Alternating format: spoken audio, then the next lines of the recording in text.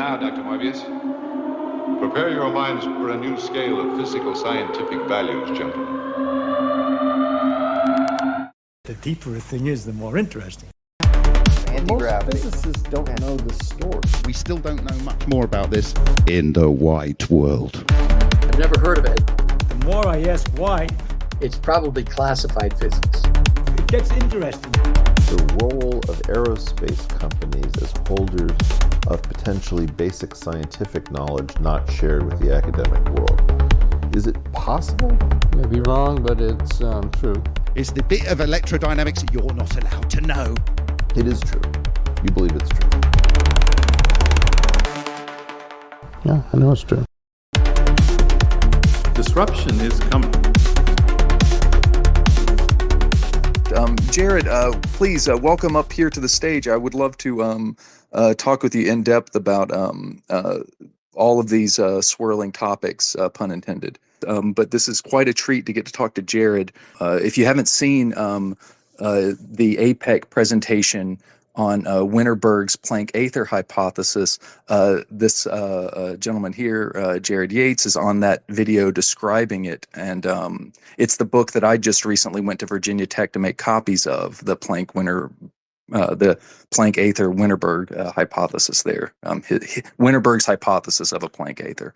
I haven't read it myself, but I'm looking at it and have gone through some parts, specifically the hypothesis and how it you can derive quantum mechanics out of it, which is beautiful and something you would expect out of a true theory. But anyway, I'm going to yield there as Jarod's more expert in this. I'm just recently on the case. Yeah, thank you for letting me come back on, Nathan. Appreciate the opportunity. Yeah, so I was actually just going back through a lot of Winterberg stuff today and cleaning stuff up and organizing a little better. And what I can tell you is just a little more background on Friedwart Winterberg. So 1959 paperclip scientist, his doctoral thesis advisor was Heisenberg. He's kind of responsible for GPS. Like, he came up with a lot of the stuff that was needed for GPS to be a thing. Those two factoids, Heisenberg and GPS, at every opportunity, he let everybody know that that's what he should be known for. But he actually is like the father of modern fusion in a lot of ways. He came up with something called the Daedalus Project, which was exploding nukes behind your spacecraft to get up to 0.1, 10% light speed. But then one of the books he wrote was about this pet grand unified theory he'd been working on for like 30 years. And he talked to everybody who's anybody about this theory. He talked to Teller about it. He talked to Robert Ford about it. He talked to a lot of people. He was super well connected. In fact, Teller said, after the end of SDI, Teller said that if there was one scientist who hadn't received the recognition he deserved, it was Friedwart Winterberg, which, you know, that is some seriously high praise coming from Teller. So Winterberg wrote in 2009, I think it was, he wrote one of the DIRDs for OSSAP. Yeah, the inertial electrostatic confinement, right? Yeah, so one of the things, he had a lot of cool, innovative ideas. One of them was this idea of negative mass. So you have positive mass that pulls stuff towards it, but then you have negative mass, completely hypothetical. No one's ever seen it before, but supposedly negative mass pushes stuff apart. Well, he analogizes centrifugal and centripetal forces, those forces that if you spin a ball around your head, the centrifugal force is pulling it away from you and the centripetal force be pushing it back in towards the center. Well, a lot of his fusion ideas are taking place in a toroid type, tokamak type reactor. And his idea was that all this negative energy or negative mass collects in the center and is analogous to the centripetal force. So he, on top of that, thought that that meant that it collects in the center of planetary bodies. So he had another super awesome, crazy idea that we should use our newfangled third generation nuclear devices, which are directed nuclear devices. So rather than a nuke exploding in all directions, you can have a nuke explode in a single direction. Well, we figured out back in the 50s or 60s, you can use that for tunneling. So he said, well, hey, maybe we could just make a tunnel from one end of the moon to the other drop a spacecraft down that hole, it starts accelerating, and then it can scoop up a bunch of this negative mass when it gets to the center, and then it can accelerate this whole length and shoot out the other side, having collected some of this negative mass in the process. The dude had a lot of wild ideas. So the Planck ether one, that's where you go down to the most fundamental fabric of the universe, and at the Planck scale. And he thinks that it's like, I'm going to butcher it because I don't understand it well enough, but the gist is that you have this like dipole field of positive and negative charged pixels, and that you have an angular moment on these. So they're called rotons. Well, in addition to that, he thought that this idea of negative energy, not negative mass, but negative energy, the inflationary thing that causes our universe to expand, he thought that that had something to do with like pockets inside this Planck ether, like little bubbles, little cavitation points. Because if you have a fluid and you have a bunch of bubbles inside that fluid that are cavitation bubbles, not actual bubbles, but like cavitations where the fluid has actually been separated from itself, that you have this negative pressure. And the more of these cavitation bubbles you have inside your plasma or your superfluid, the more negative pressure you have inside this fluid. Yeah, I am not a plasma physicist. I'm an electrical engineer. Let me read So- from this itself. I'm looking at page 283 here, Planck mass rotons. And this is for me to explore it also. I see already a name here, Debbie, the Debbie link. And this is, since this is a rare book, it's not, don't take it for granted that people have read it. But this paragraph is talking about this. It says, with an equal number of positive and negative Planck mass particles, the cosmological constant is 0 and the universe Euclidean flat. In its ground state, the Planck aether is a 2-component positive-negative mass superfluid with a phonon-roton energy spectrum for each component. Assuming that the phonon-roton spectrum measured in superfluid helium is universal, this would mean that in the Planck aether, this spectrum has the same shape, with the Planck energy taking the place of the Debye energy in superfluid helium. Wow, so maybe that would mean it's like a capacitance in the superfluid. Anyhow, just thinking out loud. Yeah. It says And rotons if can be anybody- viewed as small vortex rings with the ring radius of the same order as the vortex core radius. Yeah. Yeah, if anybody wants to look at this book themselves, if you follow that link that I just posted on my X Twitter thing yesterday for the Winterberg Master Repo, there's a copy of the whole book in there. All the equations and everything got messed up. That was the copy that I got directly off Winterberg's computer. And it wasn't like formatted properly or something. So all the equations are like jumbled up all over the place, but all the text is there. I don't know if all the images got saved either, but all of the text is there if you want Do you to know if follow there's along. an issue with the 50 copies that were distributed to universities, of which I have that copy of? I know that he sent them out, but like he got so little like traction on this. Also, there was 2 versions of this. He released an initial version in 2000, and then I think he made a couple updates to it and re-released it the following year. I actually got the chance. His daughter gave me one of the original ones, which apparently those ones like are super hard to come by. But yeah, if you got anybody on here that is like a heavy-hitting no-kin theoretical physicist and wants to get their hands on the actual copy of the book, I still have a couple copies that I can mail out to people. And I think this guy's ideas deserve at least a look at by the people with the chops to analyze them properly. Oh, well, I mean, here's the thing. I think that's no question. I'll just go further out on a limb and you don't have to stand by this. But I mean, I think that Larry Reed's work presumes this. And I think that the Planck aether hypothesis is consistent with and possibly an extension of thought along with the 0 point model, because it's explicitly 0 point fluctuation phenomenon. right? So this is a through line that you would have to, in order for this to be wrong, dismantle too much, in my view, for it to be not taken as the established, bases that you need to build from. And I think that it has been built on and upon. I think that's why whenever Larry Reed is enjoying on Substack the work of Bob Greenyer, it's because what Bob Greenyer is describing contains all of this within it: a hydrodynamic vortical flow of counter rotation, et cetera, across scale. Yeah, the superfluid universe model, that one's always kind of stuck out to me as having a lot of potential.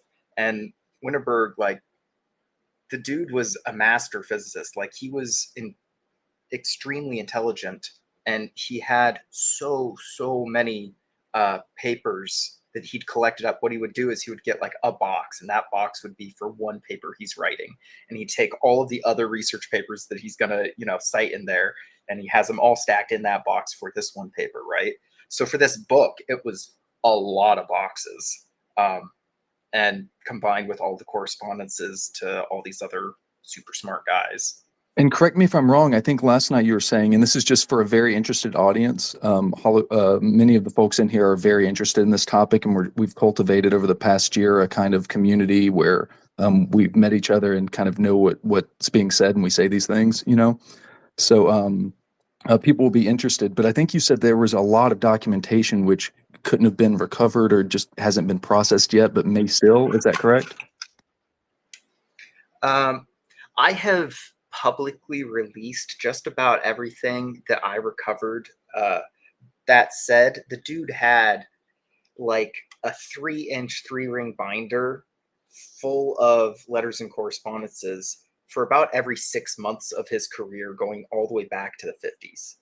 So it was like this room-wide closet, 2 shelves. It was probably like 50 or 70 of these binders full of letters and correspondences.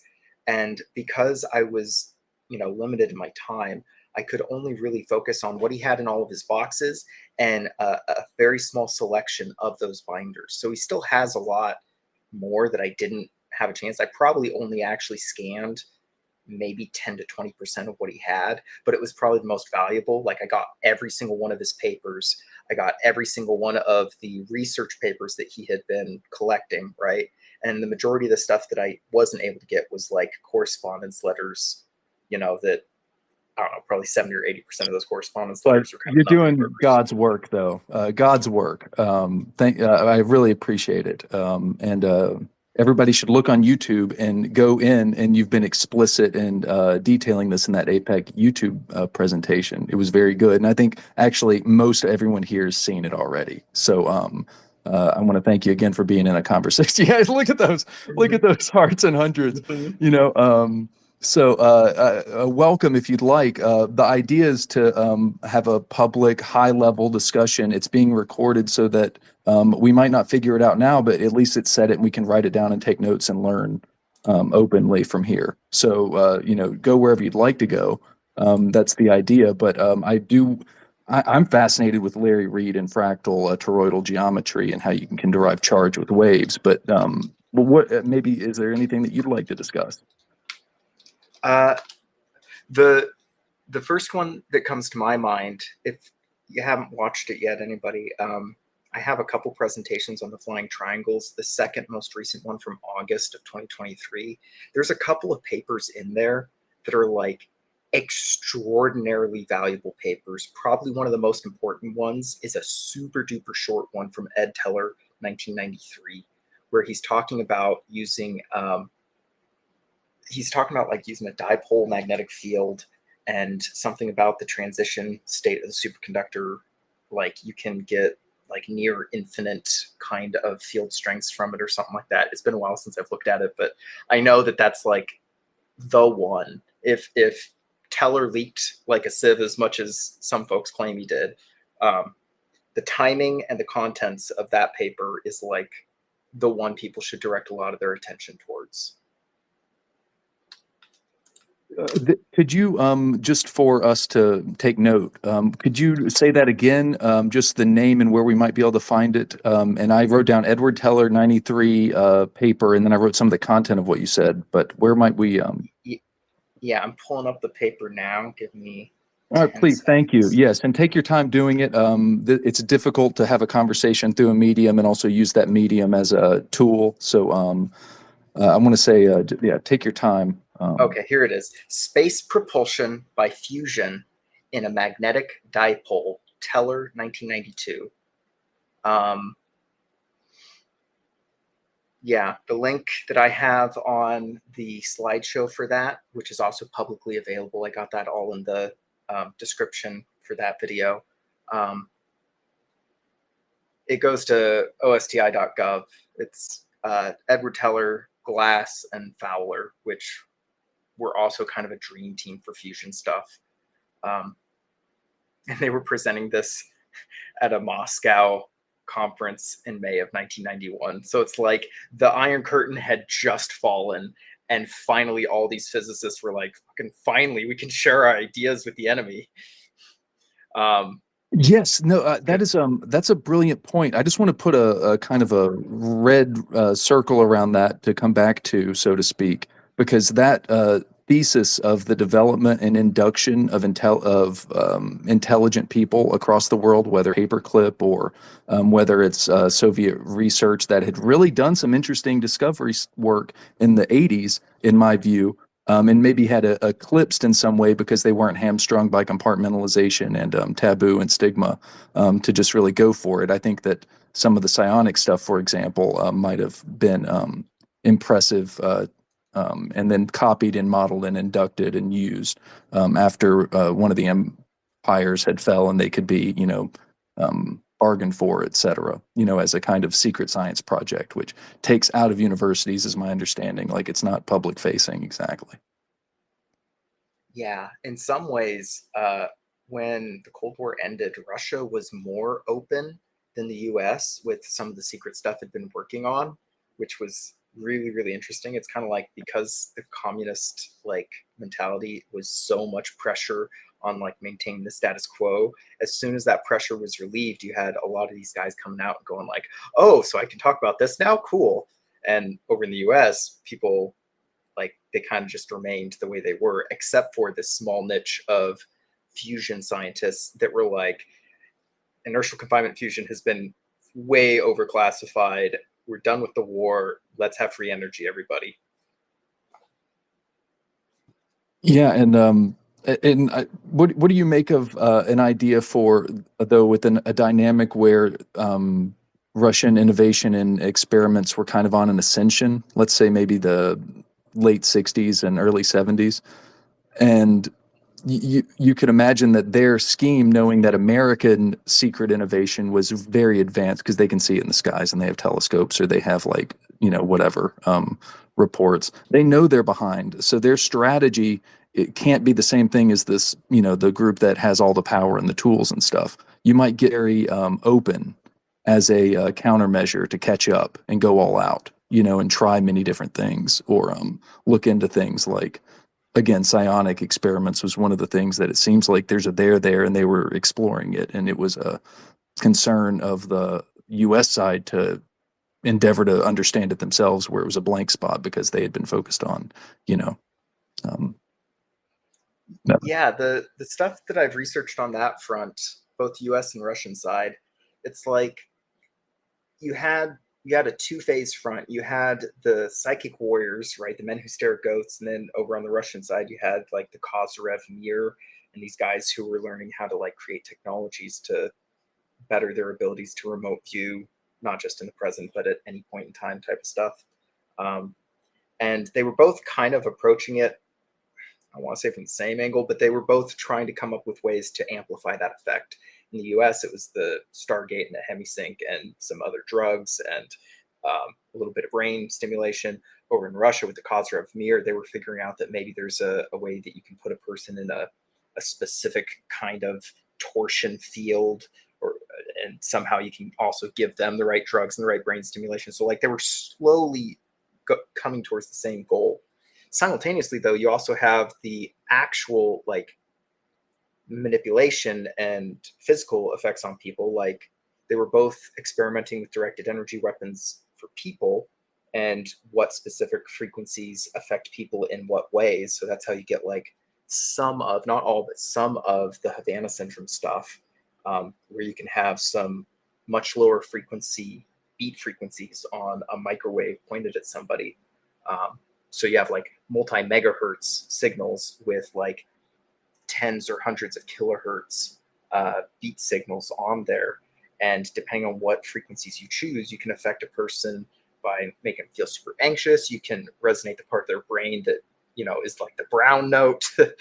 You can end up rupturing parts of the limbic system, the balance that a person has. And then you have the actual like mind control experiments on giving people the right drugs and the right setting or environment where you like divvy up their personality into multiple personalities, and you can do this Manchurian candidate type stuff. And, you know, just the intel and the counter intel of the 60s was just absolutely wild, all of the things that they were trying. Well, I guess I would I wonder for clarification. What I'm suggesting is that modern replication of, say, mind matter interaction, namely the coin toss generator being affectable by intention as a replicated, it seems like there's a there, and so I wonder. I think a lot of people think that like, oh well, it was a bunch of crazy stuff and none of it worked out, and it was just like a hog wallop. And we also can't do fusion and didn't get anti-gravitation by the 60s. And that's what the thesis that I'm pushing. And so I would like to see how you would respond to that, or what you might have as a criticism. Like, I think the nut's been cracked is in my view. And I think, but I wonder if. Yeah. So from what I've seen, there's three different pieces of the recipe that you have to have.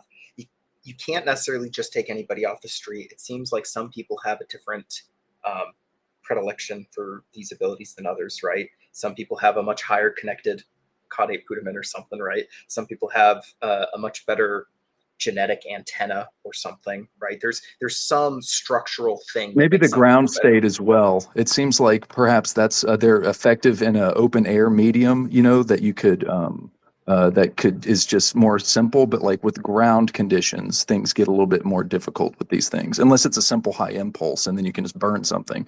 But I think that the subtleties of wave interactions on the surface would probably be obstacle.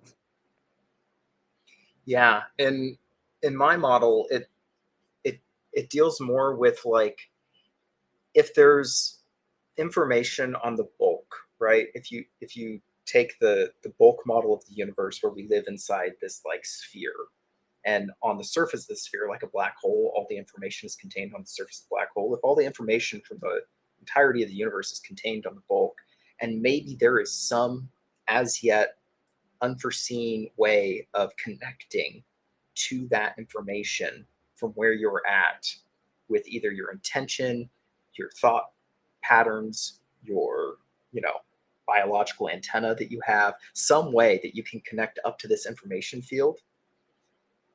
Who knows, maybe it's possible that you can not only like retrieve information from there, but maybe you can actually like affect the information that is on that bulk.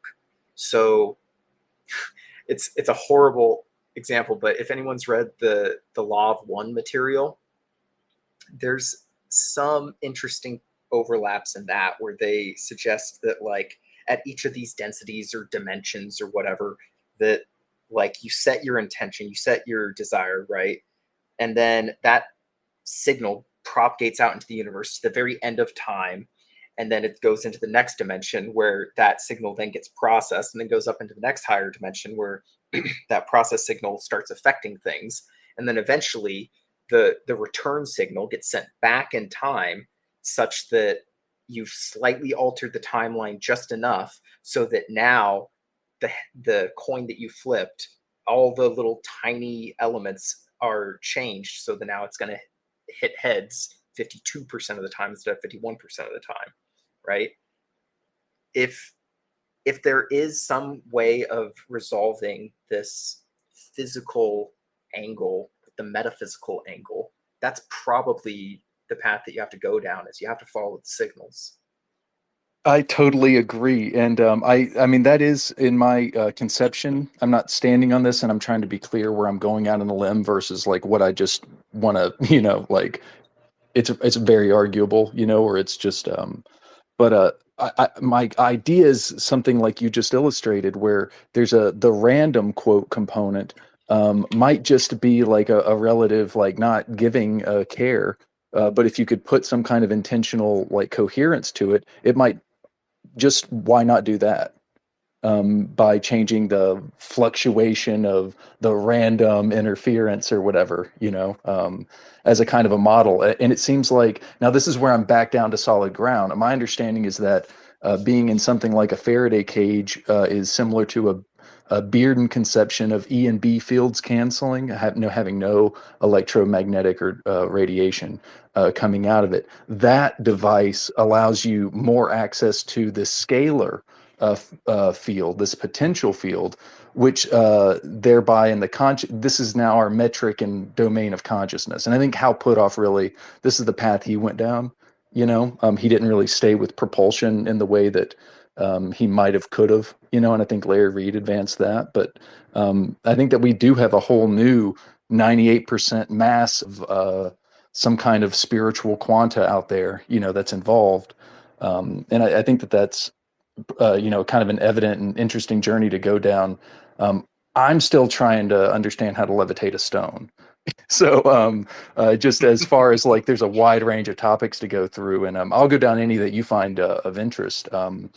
But I wanted to also mention that those triangle patterns that you talked about would be very interesting, and perhaps Sal Pais's work and maybe other craft that you think are reliable indicators of human tech innovation.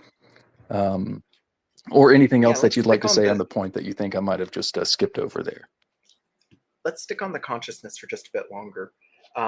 So one thing, people give Puthoff crap because he did Scientology, right? Like he got way high up in Scientology. Well, he got high up in Scientology right before and at the beginning of the remote viewing stuff that he was doing over at SRI.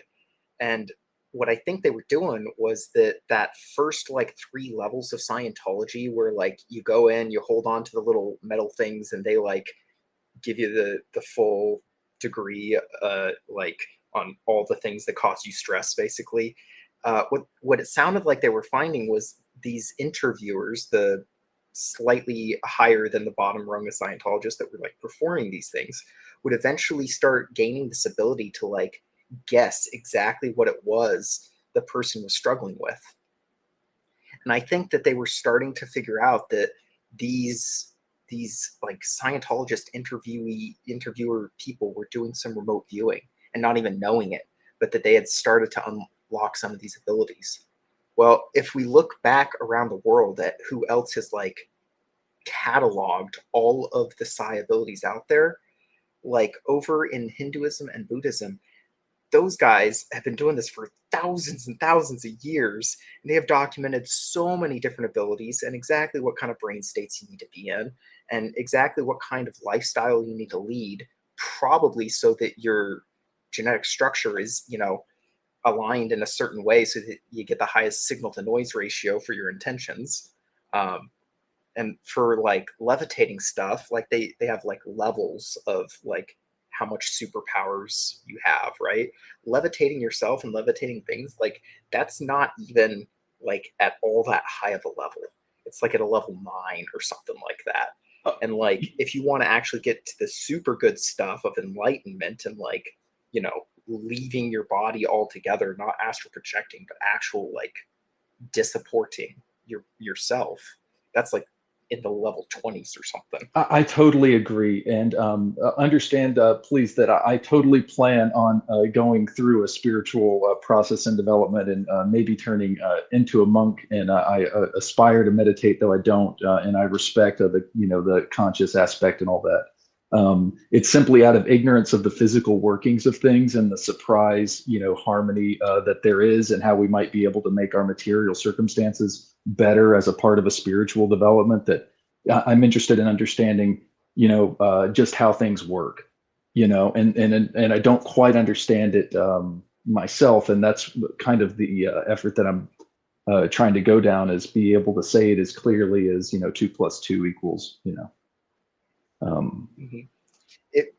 If you look at all those Tibetan scrolls that they've collected over the millennia that haven't even been like cataloged yet, that they haven't like translated or nothing yet, like 5% of these 80,000 or hundreds of thousands of scrolls, only 5% of them have actually been like scanned and like translated and whatnot.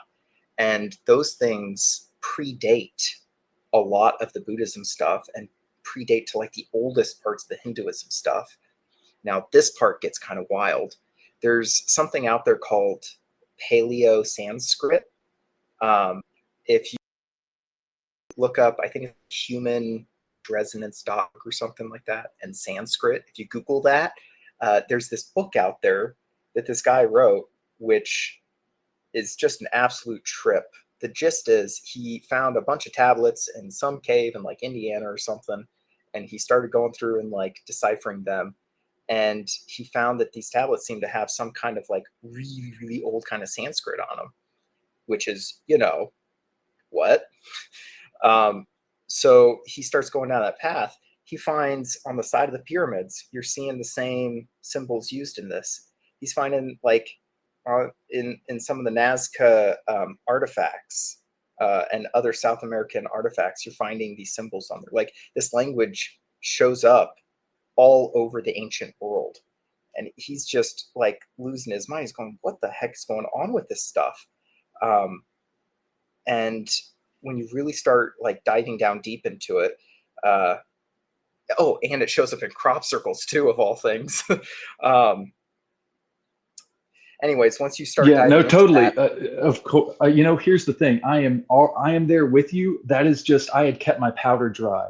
I was trying to be nuts and bolts with you. You know what I mean? But we could totally unleash like a legacy knowledge preserved after a catastrophe of a time before. You know what I mean? Like, so I actually have quite a pit bull right behind me in Hollow Cipher. He is right up this alley. So if we're stepping away from our nutses and our boltses, then we can. I will let you two go at it. And Hollow, welcome. He is a local repository and encyclopedia. I would just ask if you want to engage Jarod deeply here. He has researched Winterberg. Hollow has researched Winterberg. That's where I first heard the name. So I'm going to yield it over to the both of you, and I think that you'll have a good conversation. All right. Yes, Hollow, if you don't know, Jarod released an APEC presentation video that detailed Winterberg's work in the Planck Aether Hypothesis book as well. So anyhow, here we go.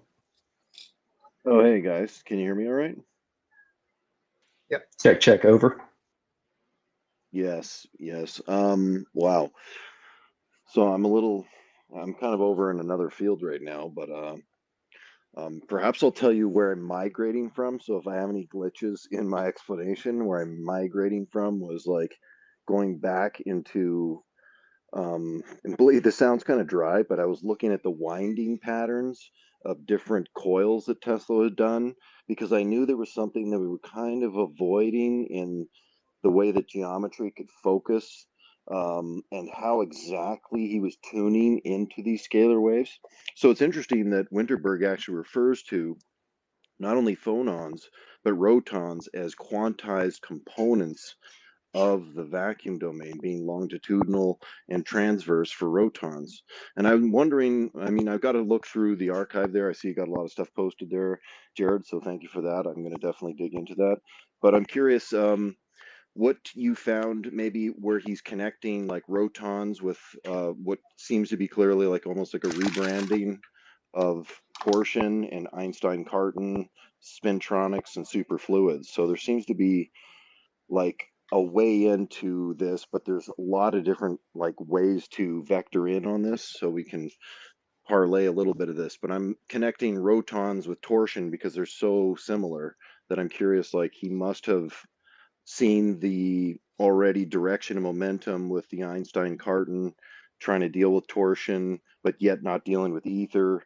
And Winterberg must be like, these guys are crazy how they're going to somehow try to figure this out without an ether. And Tesla was thinking the same thing, because here he was trying to talk about this in terms, well, at least in his day, he talked about it even to Professor Hertz as per non-Hertzian waves, and how they demonstrated unique characteristics that we now refer to as, like these longitudinal um, expressions, that it seems like we can have this idea of communicating into the vacuum to create a signature out of the vacuum, and then we can create conditions in the environment, maybe even neurologically per se, like at the cytoskeletal level, to induce this coherent Bose-Einstein condensate interaction with the lattice. So we actually have the ability between our ears to engineer the lattice. And I think we're sort of approaching it from a lot of different views. Like, let's keep in mind that it was Bearden who actually wrote about, I think it was magnetogravitics, and or he actually had a book on, what was it, gravitobiology, and his theories are very much so in tandem, and he obviously had communication with the Russians because they were all over biogravitational fields. So I'm wondering, did Winterberg, how did he tie in this sort of quantization with the biological world? Did he ever find any connections there? Did he pull on any of that? Nothing is coming to mind offhand. Um, his path through life was like, he started in nuclear stuff, then he moved on to doing some atmospheric nuclear stuff, and then he started getting into some directed energy weapon stuff, and then during that time he was getting into UFOs. He was really into UFOs, which is also interesting. And then towards the end of that directed energy stuff was when he started coming up with these ideas for the Planck ether. Then eventually he went into geology. He did a lot of geology work around Area 51. And then eventually people stopped listening to him, which is really sad. Yeah, I'd say. I mean, that seems more often than not when you are stumbling on the edge of the accepted, um, let's call it couch terms and accepted ideologies. So there's a lot of pushback for anybody who was broaching that. It was considered, kind of untenable and, woo woo. So they established a sort of cartel on intellectual sort of dominant theoretical thought. And if you strayed outside of that, it was kind of, unfortunately poo-pooed, as we've seen in so many ways. Even when Tesla was around, he wasn't a theoretician, so nobody wanted to listen to him. So that's completely understandable. But curious, did he tap into, like, so he's got an idea of these negative and positive bubbles or spaces within the ether. Did he structurally hammer out anything more discrete, or shall I say affine, as per like a metric structure, or anything of a topological nature? Did he actually venture out to try to fix this as an object? Yeah, I think he worked towards figuring out how to manipulate it. His like entire driving force in life was alternative propulsion, which is kind of the reason why he's on my list of heroes, even though as a person he was a bit flawed. He wasn't, I also want to mention, I don't think he was ever into the woo. He was into the UFOs, but he wasn't into the woo. Like, he was part of Kufos back in the day when Hynek and Valet like started that up in like the early 70s. But like for him, it was all about, how do I reproduce this propulsion, right? It never seemed like he got into any of the psychic stuff or the cognitive stuff or consciousness stuff or any of that side of the phenomenon. He was extremely nuts and bolts.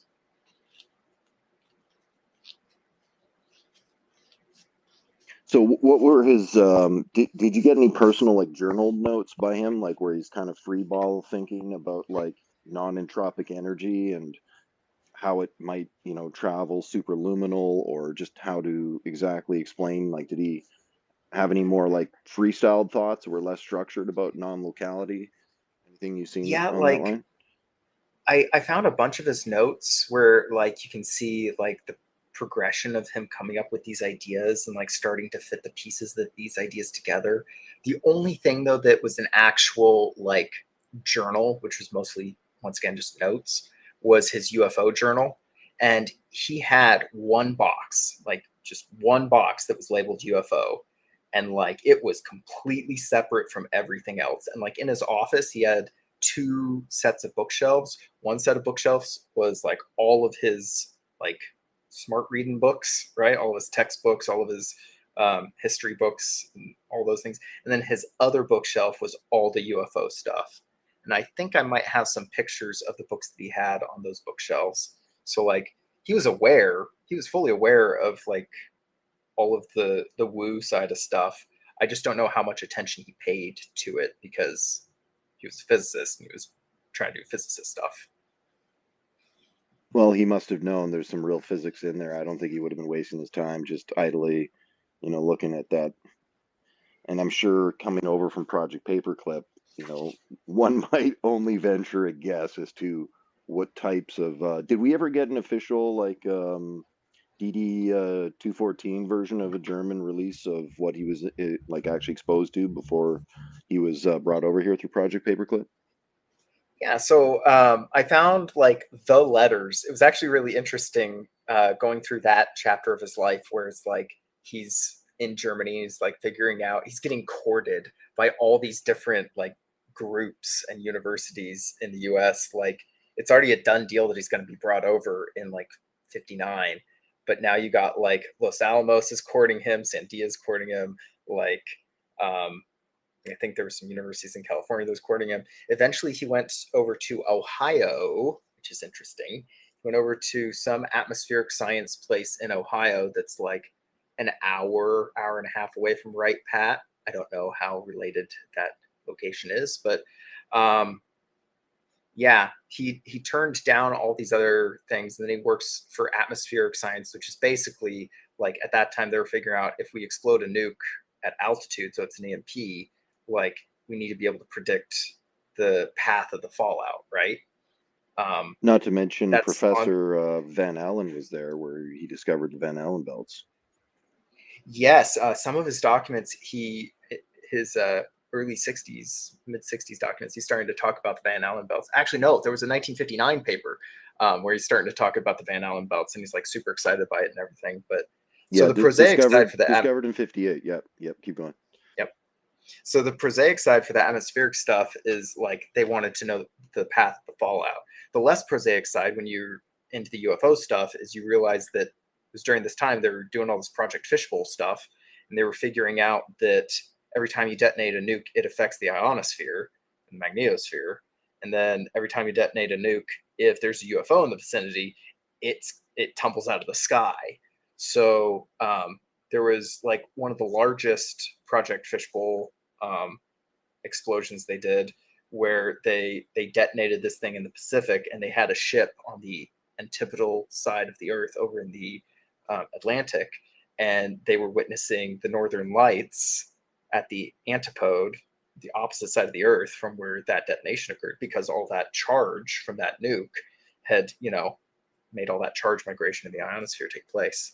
So they were doing a lot of stuff with that atmospheric stuff. He was only there for 4 years, and then he claimed in like a personal letter that he moved over to Desert Research Institute in Nevada due to allergies. He said he was having really bad allergies there in Ohio. I think that sounds kind of like an excuse, but who knows, maybe. No, there would be bad allergies there. I buy that. All right. Well, and then he spends the rest of his life, like from 1963, 64, all the way until when he died in like 2020, I think, or 2021. Yeah, his whole life he spent over there working at Desert Research Institute, which when you go through the projects that DRI works on, it's like 1/3 of their grad projects are classified. Like, they work on some interesting stuff, but towards the end there, come like the early 2000s, it was pretty apparent that he was on his way out and not of his own choice. Like, he had presented all of these like proposals to do all these different kinds of experiments, and nobody would actually like take him up on that. And then he would find out like a year or two later they're doing his experiment without him, and he's like, what the heck, guys? And then on top of that, they're giving him crap because none of his proposals are getting accepted, even though it's the same people that are denying his proposals. So like, he was kind of fed up. And then at the very end, they kicked him out for some harassment reasons. That sounds a lot like it was an excuse to get rid of the 85-year-old tenured professor that just wouldn't die or leave. No, Wow, they he wouldn't. left at 85. That is ripe, though. Wow. What a career. He could have kept teaching until 90 probably. Did you see the? Sorry, Go ahead, please. Go ahead, Nathaniel. I Oh, was just curious sure. to tie Yeah, go in ahead, what please we finish. might have figured out about his previous, like, his whoever was rallying for him in the States must have had like his college stats, right? Like, so we like in NBA, you look and you're swooning over all the next draft players. They were swooning on Winterberg because they knew of what he was doing in Germany. They weren't guessing. They weren't just saying, oh, you got a good degree or something. They knew he was involved with certain research projects. Did we ever find out any of that? Yeah.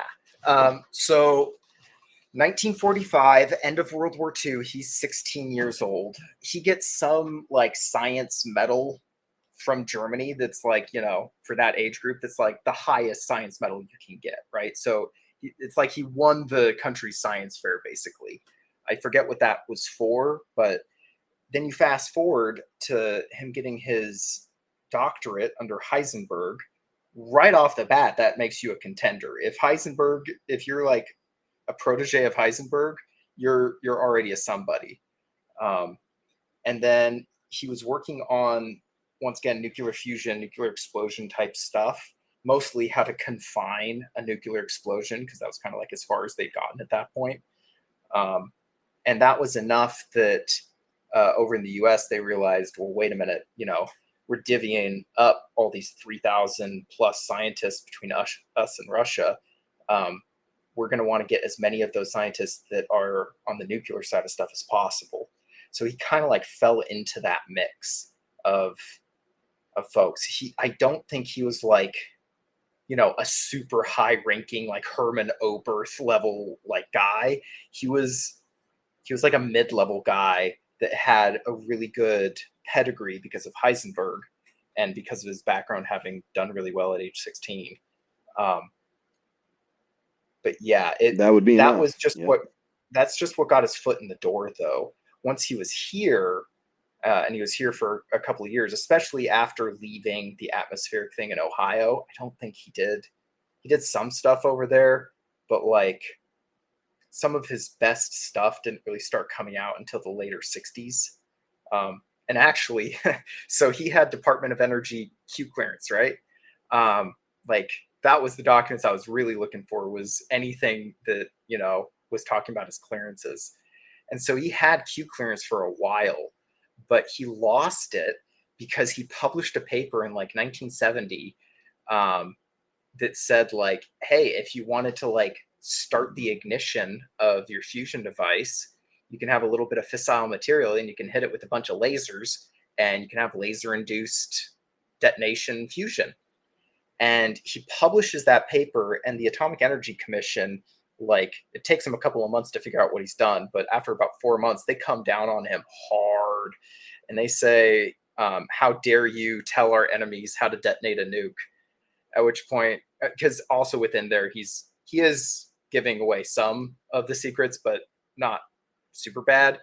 But he like responds back with saying like, look, there's 5 other countries right now that are nuclear capable. Like, our enemies already have this tech. Who am I arming by telling them how to do fusion? And so that was kind of like the death knell for him getting to be inside the programs, which is really unfortunate, because I think he was brought back in a couple of times, but not nearly as deep in as he had been. He was like inside the core of the onion of secrecy when he came over here, and then he could never quite get past that inner bulb threshold after that incident. Hey, Jared, can I ask you about that specifically? I had heard, and I'm not sure where, I can't cite my sources, but that he was actually an opponent of weaponization, and that led to his isolation from the program.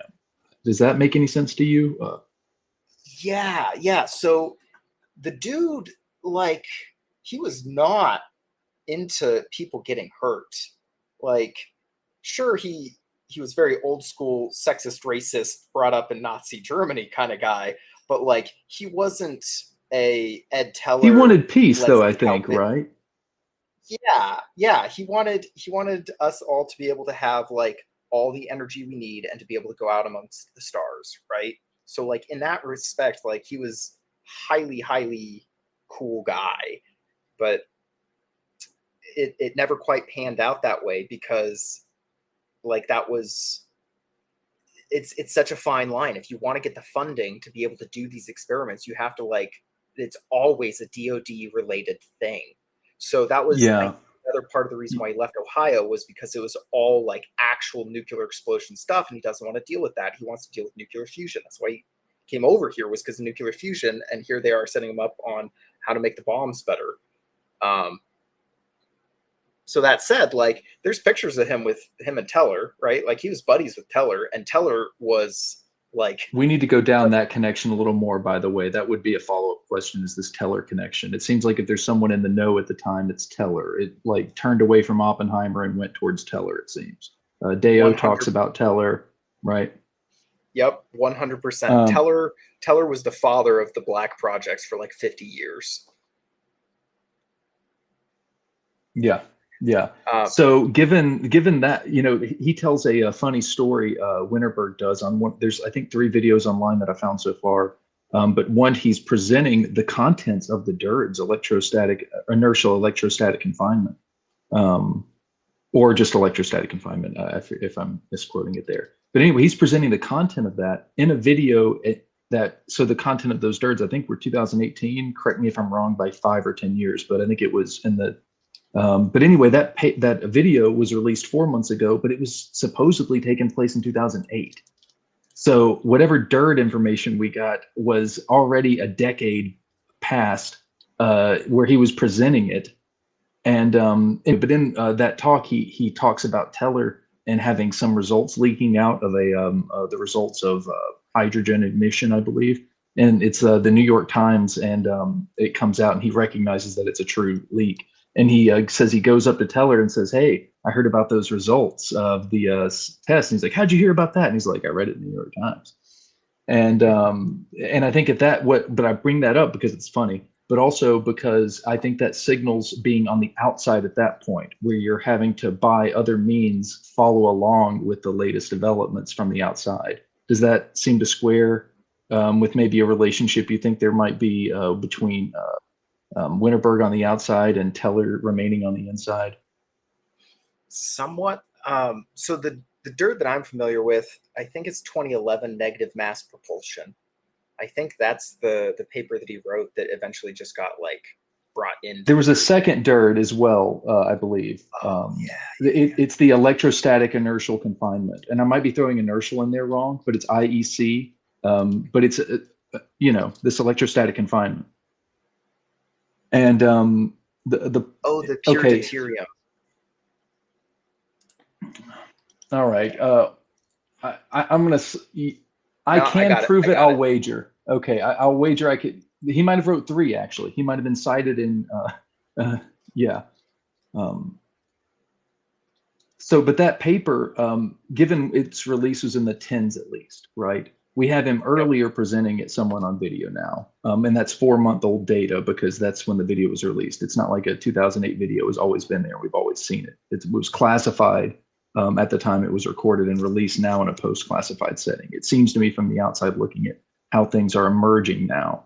You know what I mean? The first videos are 6 months old or a week old now. It's like things are past filter that was up before.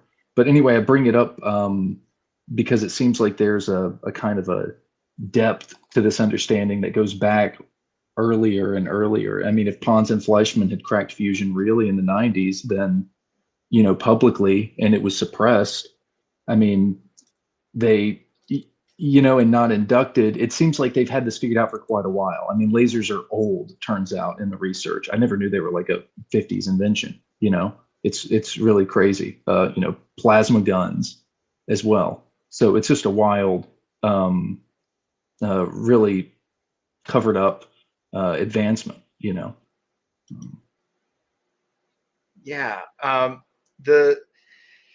The correspondences between Winterberg and Teller that I found the most useful and interesting, it's like in his UFO notebook, it's like 3 little lines, and he's talking about UFOs with Teller, and he's just like writing down what they talked about on the phone. So I think they had a lot of phone talks, but I think they also met in person a bunch. And it was a lifelong friendship. Like when Winterberg came over to the US, and I want to say it was like in the early 60s sometime, like he sends this letter over to Teller saying like, hey, I'm super excited for the chance to get to meet you in my upcoming visit to Los Alamos. And there's like the back and forth then, and that was like the beginning of the relationship. And then like the last thing that I have from them is like a picture of Winterberg with Teller and Teller's daughter, and Teller's like deathbed old. So like they corresponded for many, many decades. I kind of got the impression that it was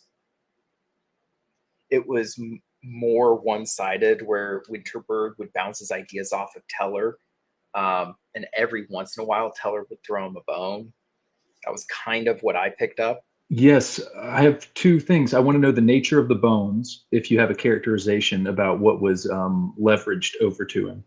But then 2, also, this seems to fit with me a kind of known unknown, like a very high qualitative known unknown that I see represented in Hal Puthoff as well, if you believe the testimony that was in the Schellenberger submitted document, where Hal Puthoff says, and has been looking for secret programs, and says it might be a possibility, but he never found anything, that something like a MJ12 Zodiac group, highly whatever advanced thing, is somewhat fictionalized but true. And so Teller would be representing a gatekeeper, it would seem, in this. And now I'm just reading the tea leaves here. Okay. And this is conjecture. But, in this relationship, Winterberg would have the sense to know there's more going on and want to talk to somebody who knew more. And the interest in UFOs gives a hint at what he's interested in. And so it would seem like this might point to really having cracked gravity in the 50s, as Greer's laid out in his thesis, which I think is this, find fault with the central thesis. I take it as, very plausible. And, that he's, trying to look over the fence and see if Teller can help him out, because he knows he's on the inside. He's a part of a majestic, if there is a majestic. Yeah. Supposedly Teller was like MJ1. Like he was. Yeah. OG MG. Top dog. Yeah. Yeah. Something right. So all of those black products went through him for a really, really long time. And then from what I've seen, it seems like he kind of started falling by the wayside towards the end of SDI. Like he finally had his crowning achievement, space lasers and maybe a flying triangle, right? And then he kind of starts going dark and starts like leaking a lot more information. Outside of the Winterberg documents, there's some majestic documents out there of leaks between Teller and other people that suggest that he may or may not have started flapping his gums a little bit more in the 90s than he should have. And those who were supposed to be handling that were very frustrated by it, because you couldn't really gank the guy, but you also had to make sure that he wasn't giving the Russians, who were still not necessarily our allies, any info that we didn't want him to have. All right, I just found the picture that I took of Teller and him talking about UFOs, and it it was not much. They were talking about Oppenheimer, laser fusion, macro acabration, whatever that is. And then Teller called him up. Something called Varena, Varena. And then an airplane. Like it's like just the shorthand of shorthand notes, right? But they are talking about it in his UFO notebook about this stuff. And I want to say that one took place sometime between 1975 to 1977. Yes. Wow. Yes, I wanted to comment on his use of special language. He talks what I think is about scalar waves or a refractive index, but as a vorticity spectrum in some way. He's working in his whirls in some of his language, expressing some of these ideas that I've read of his before. That's very interesting, the Teller connection. Yeah, I wish there was a lot more in there for that Teller connection, but unfortunately, it seemed like most of their conversations were either phone or in person. There was a few letters, a few correspondence letters, but there's no like super awesome thing in there. It's just them talking about fusion ideas. And honestly, like the whole purpose, and I was upfront with his daughter the whole time. Like, I'm here because I need to know what your dad was working on from 1980 to 1990. Like that is the golden, and specifically like 88 to 90. Like that is the golden years of if his ideas were coming to fruition and somebody talked to him about it, and the dude kept meticulous notes and letters, then hopefully I was going to find something in there. And isn't that right at the same time of Pons and Fleischmann, the 90s there? Oh man, he got in trouble for that one. So Pons and Fleischmann, cold fusion, idea that you can like get some kind of fusion taking place inside like a plutonium lattice or something like that, or platinum lattice, at like super low energies in comparison to regular fusion. So Winterberg was so stoked by this, and you know, he's not gonna get excited about something until he's done his due diligence and make sure that there's some kind of there. Wait, he knew Pons and Fleischmann and was excited about it? He was super excited about it. And then he got his pee-pee slapped for getting excited about it because the entire establishment had immediately decided can't let this one get out.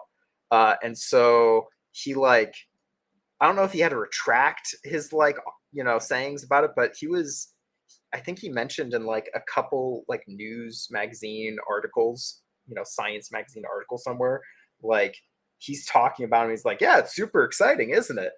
And then like within a few months, all of the drama starts happening around those two guys. And he's like having to walk back his statements and stuff. And like, he didn't want to, it seemed like he was genuinely really excited about it. But yeah, it was just yet another brick on that tragedy of Pons and Fleischmann. What year, Jarod, did you say Winterberg was with the DOE? Well, most of his life he was working under the DOE in one capacity or another, but his Q clearance to actually work on the super cool stuff, that was specifically from like 59 to 64 when he was over at Ohio. He definitely had Q clearance. And then I think they changed his Q clearance when he went over to DRI. He was really pissed about that. They were messing with him a bunch, saying like, you know, they weren't going to give it to him because he's not a citizen. And he's like, well, I should be a citizen. You guys brought me over here. It's like, that's on you. So then finally they get that worked out after like 8 months to a year, around 64. And then in 1970, he releases his paper saying, you know, this is how you laser fusion nuke. And the Atomic Energy Commission got mad at him, revoked his clearance for 4 months to a year or something like that, and eventually reinstated it. But now it was like way, way lower. And I think he still had enough clearance though, because in the 80s, he started working on geology type stuff. Basically, in the Area 51 place, he was working on groundwater, contaminated groundwater in Area 51. I don't think that's the only thing he worked on there, but I know that's like one of the main things he worked on. He would regularly brag to his daughter, like, oh, I'm going back out to Area 51 and I can't tell you what I'm doing. So I think his daughter said something like he made, I don't know, 30 trips out there at least. Like he went out there a lot.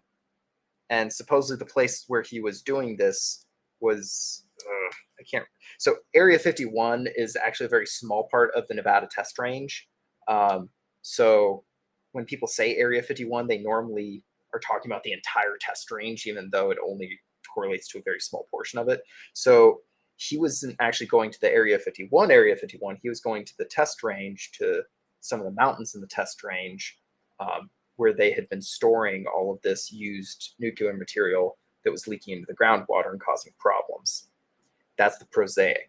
If you want to read into it and tighten your tinfoil, underground bases and all sorts of other cool underground nuclear stuff, who knows what else was going on. But all the papers he was writing, all of the proposals he had written for it that I'd read about it, prosaic seems like probably the best angle for that. He had been tasked with preventing any leaking of radioactive stuff into the groundwater. Do you know how he deploy some kind of technology, or what did he do to solve that? Do you know? So because of the nuclear tunneling stuff, he was very, very adept at geology.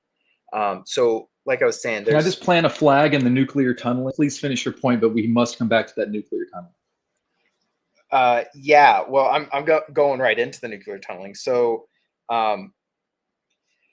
there's 3 generations of nukes, right? You got your first generation, which is just your radiate everything. That's your Nagasaki, Hiroshima, just make the fission go boom, and who cares about the fallout? That's generation 1. Then you have generation 2, which is a thermonuclear hydrogen bomb. It's like 80% less neutron radiation. It's like way less skin sloughing off and more just burning to a crisp. And then you got 3rd generation, and this is the one that Teller was infatuated with because the possibilities are like virtually endless. So 3rd generation says take that spherical blast and direct all that into a column of energy. And you can do that for either the thermal energy or for the X-ray, the electromagnetic energy. Well, they figured out that you can direct all that energy underground, and you can just blast like a 40-foot wide by a couple 100 feet long like tunnel of burnt up rock, vaporized rock.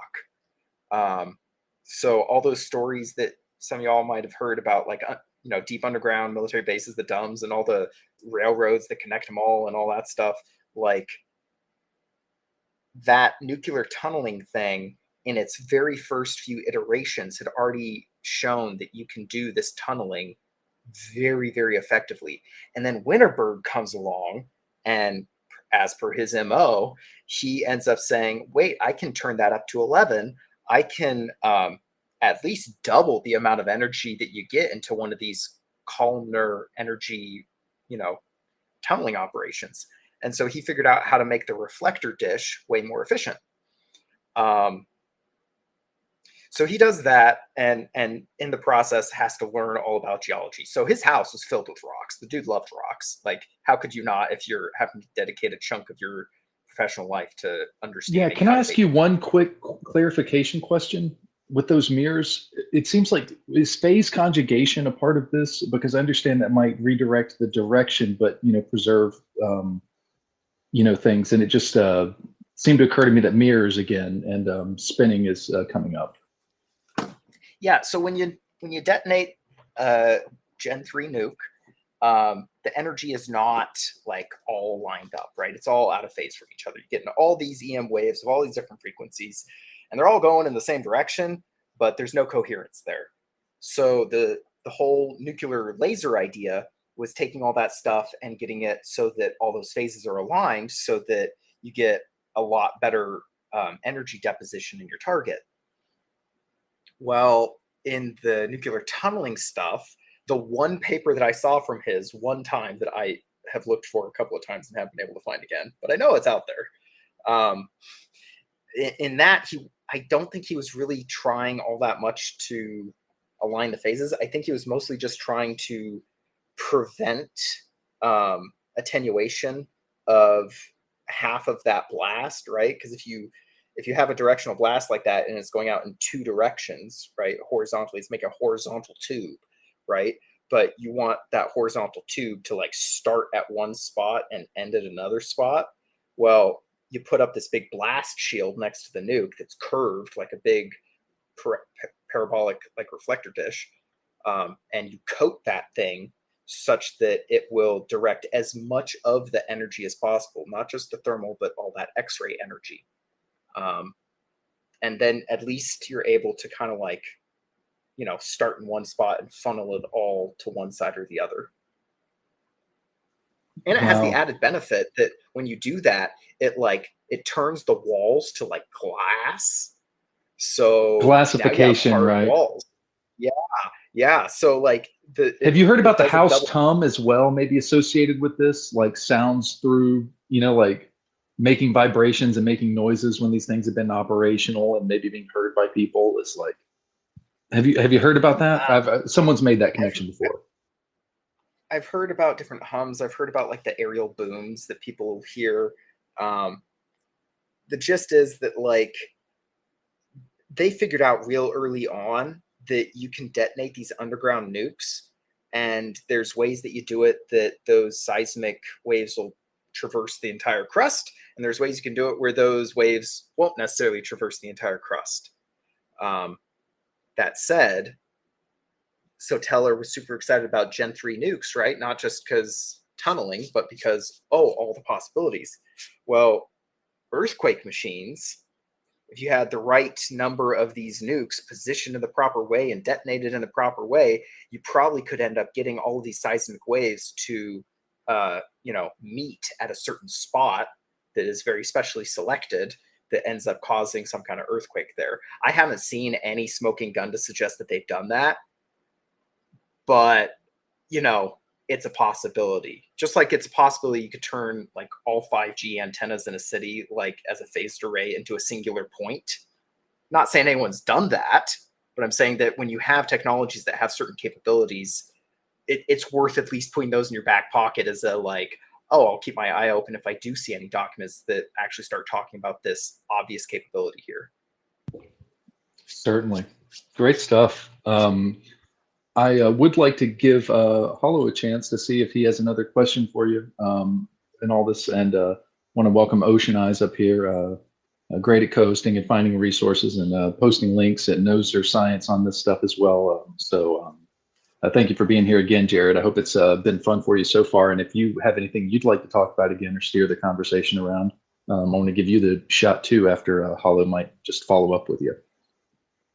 Absolutely. I love this, man. Yeah, how does the DRI connect with the DOE? Are they like how are they connected? What's the connection here? Because it seems, are they like a part of a subcontract to the DOE, or how do they facilitate? Is it like just a wing of like DARPA almost, or what? So Desert Research Institute is connected very strongly with the University of Nevada, University of Reno, University of Nevada. And University of Nevada is very, very, very deeply tied into like Los Alamos and other DOD. That's where Winterberg taught. Yeah. Yep. So Winterberg taught at Desert Research Institute for the majority of his life. And Desert Research Institute has like a couple of research areas that they focus on. One of the main ones being fusion, which is interesting because I went up there to DRI while I was at his place because, you know, got to get as much of a hold of this guy's life as possible, right? So I go up around there and start taking pictures, and it's gorgeous. It's on the top of the hill. You can see all of Reno. It's awesome looking. But the place itself, I didn't go inside, but like I've been to a few research facilities, and this one didn't really strike me as one that necessarily had like, you know, national lab level, like awesome equipment kind of thing going on, right? You're not seeing a ton of buildings with all sorts of power stacks and air conditioning stacks and HVAC systems. Like it seemed more like a school, right? It's the whiteboard armchair research branch for a lot of these ideas that they would eventually go and test at Los Alamos or Sandia or wherever else. I have a friend who works there in the earthquake department, testing structural stuff for earthquakes. Yeah, they do fusion, they do geology, and then they do, I think they have some biology as well. I thought they did something with like the local plant and wildlife stuff too. But as far as I could tell, I think that was like the three main areas they focused on. And the DOE side, the fusion side, it seemed like that one had drama and issues and whatnot in the later decades. So could you say that the DRI is like a portal through University of Nevada for the DOE? Am I saying that right? Kinda, yeah. Like the students that are working at DRI are working on like DOE money for their research projects, if that makes sense. Gotcha. I'm not going to say that as a blanket statement for all of them. I'm just going to say that when I was deep diving DRI and I started trying to see what all the projects they were all working on, you can go down the list of like each person that works there and see what they're working on. And if it's classified, it'll just say classified, so you can't see what they're working on. And so just as like a ballpark, like from what I saw, it was about a third of these grad students on the directory list, like it said classified for what they were working on. So let's get into some of his laser setups. Have you examined any of his patents and looked at the way he was essentially trying to thermonuclear regulate through like a laser interferometry setup? What was really his passion around all this? Did he focus anything like maybe there's different phases of passion in his life where he solved and accomplished different things, but was there a theme that kind of ran through all that, like as per kind of his backbone in geometry, or something that he thought about that could quantify these scalar potentials? Was he piggybacking on anybody else, or did he refer to anyone as like, this guy's got the shit and I'm kind of leaning on him, like sort of like how Einstein leaned on Mach? Like he corresponded with a lot of people, but he was also pretty independent, if that makes sense. So like initially in the early 60s, he was dealing with, you take a piece of fissile material, you cool it down a ton so it's superconducting, and then it can levitate, and then you accelerate it round and round and round this torus, and you do that with two pieces of material so that they're counter-rotating against each other, and then you do a little Z-pinch action at the very last moment, and you make them slam into each other, right? Because they're fissile, and you've slammed them together, they get angry, and they go boom.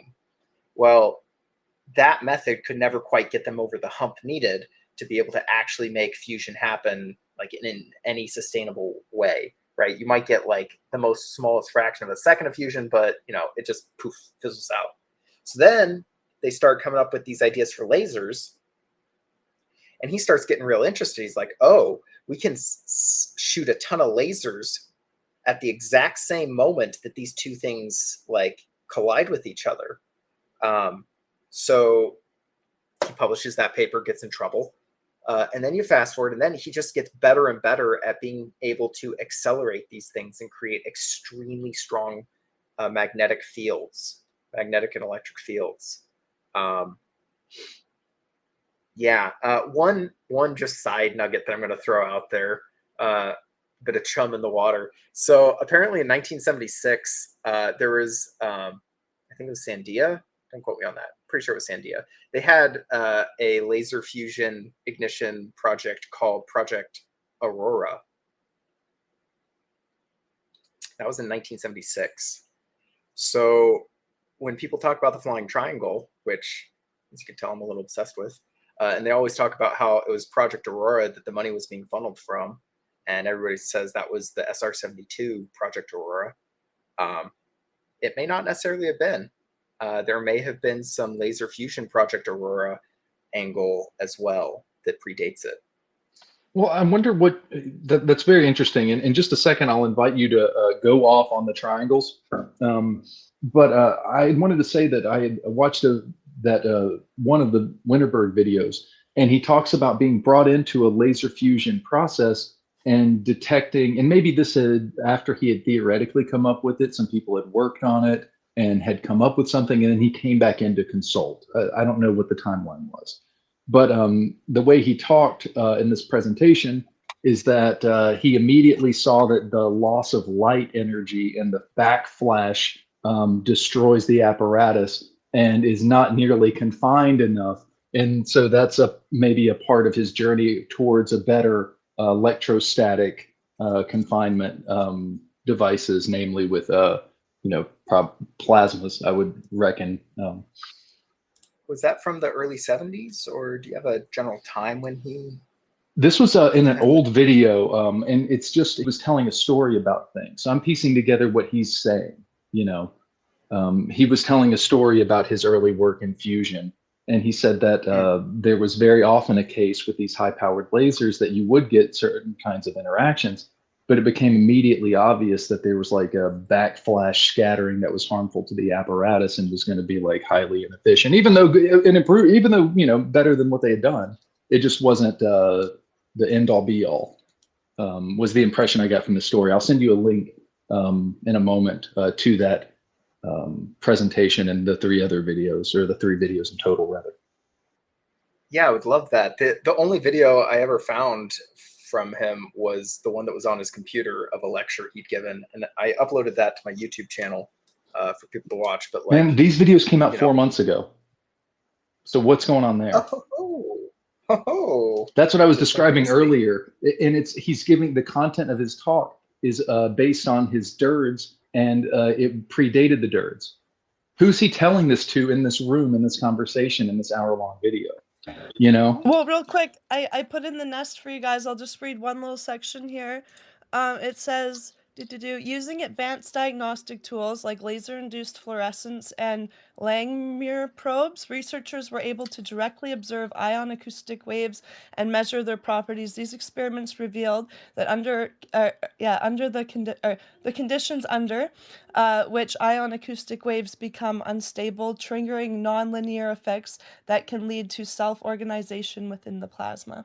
So I don't know if you guys have looked into that ion acoustic, because that's the thing, when you start mixing in these other things like sound, like how does acoustics affect plasma, right? Right. It actually popped up because I had such a stoned thought. I was thinking about, in the last space, weren't we talking about like quantum mechanics and how like you break down the electron and it's actually like two spinning parts or whatever? Is that not true? Yeah, trapped light rather than a particle. Okay, so I was thinking about that, and then if you compare that to the world, like how on the top hemisphere we have the spin of the water going one direction, and then down in Australia it like spins the opposite direction. Yeah, I don't know, my stoned ass just thought of that and like how they're kind of similar. But yeah, no, that's, I think, in the language of the time here, coupled spinners, if you will. I think there's a lot of names for very simple components. On that front, there's not as much the ion acoustic waves as the self-organizing. So I have been deep diving quasicrystals a lot over the last half a year to a year. And just yesterday or the day before, I was finding some good papers written back in the late 80s and early 90s that were talking about these self-organizing structures in plasmas and how they seem to possess some quasi-crystalline structure to them. But the important part is that a plasma is never like in a stationary state. Like, it's always changing. It's super chaotic. So what they're saying for these quasi-crystalline semi-structures in the plasma is that they're stochastic, right? They'll show up in one way, but they're constantly changing. And so you'll get one face of the quasi-crystal, and then, a split second later, that face has changed, but it still has this semi-periodic, this aperiodic structure to it that is extremely important. The quasi-crystalline structures allow you to step up field strengths by a lot, because it's packing, it's like nesting all of these fields on top of each other. It's packing all these fields in. So if you have a plasma it's already got crazy high field strengths. And then that plasma self-organizes in such a way that those field strengths start increasing even more. There's probably some like critical threshold at which this self-organizing structure allows you to break some kind of threshold and it starts self-confining.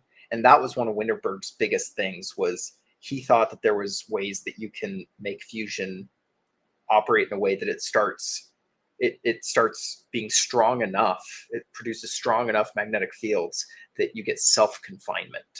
I always thought that was the pyramid, like the three-sided pyramid or whatever, because the base is like, you know, whatever, 3 times bigger than the point at the top. Like I always figured that like if the top is smaller than like the points at the bottom, then you're gonna get a more confined energy, right? Does that make sense? Sort of. So icosahedrons, those special 20-faced geometric structures, those are like part and parcel for 5-fold symmetry, which is quasicrystals. So whenever I hear pyramidal type stuff come up, that's usually the first place that I start going is there some way that this relates back to 5-fold symmetry? Oh, hell yeah, it does.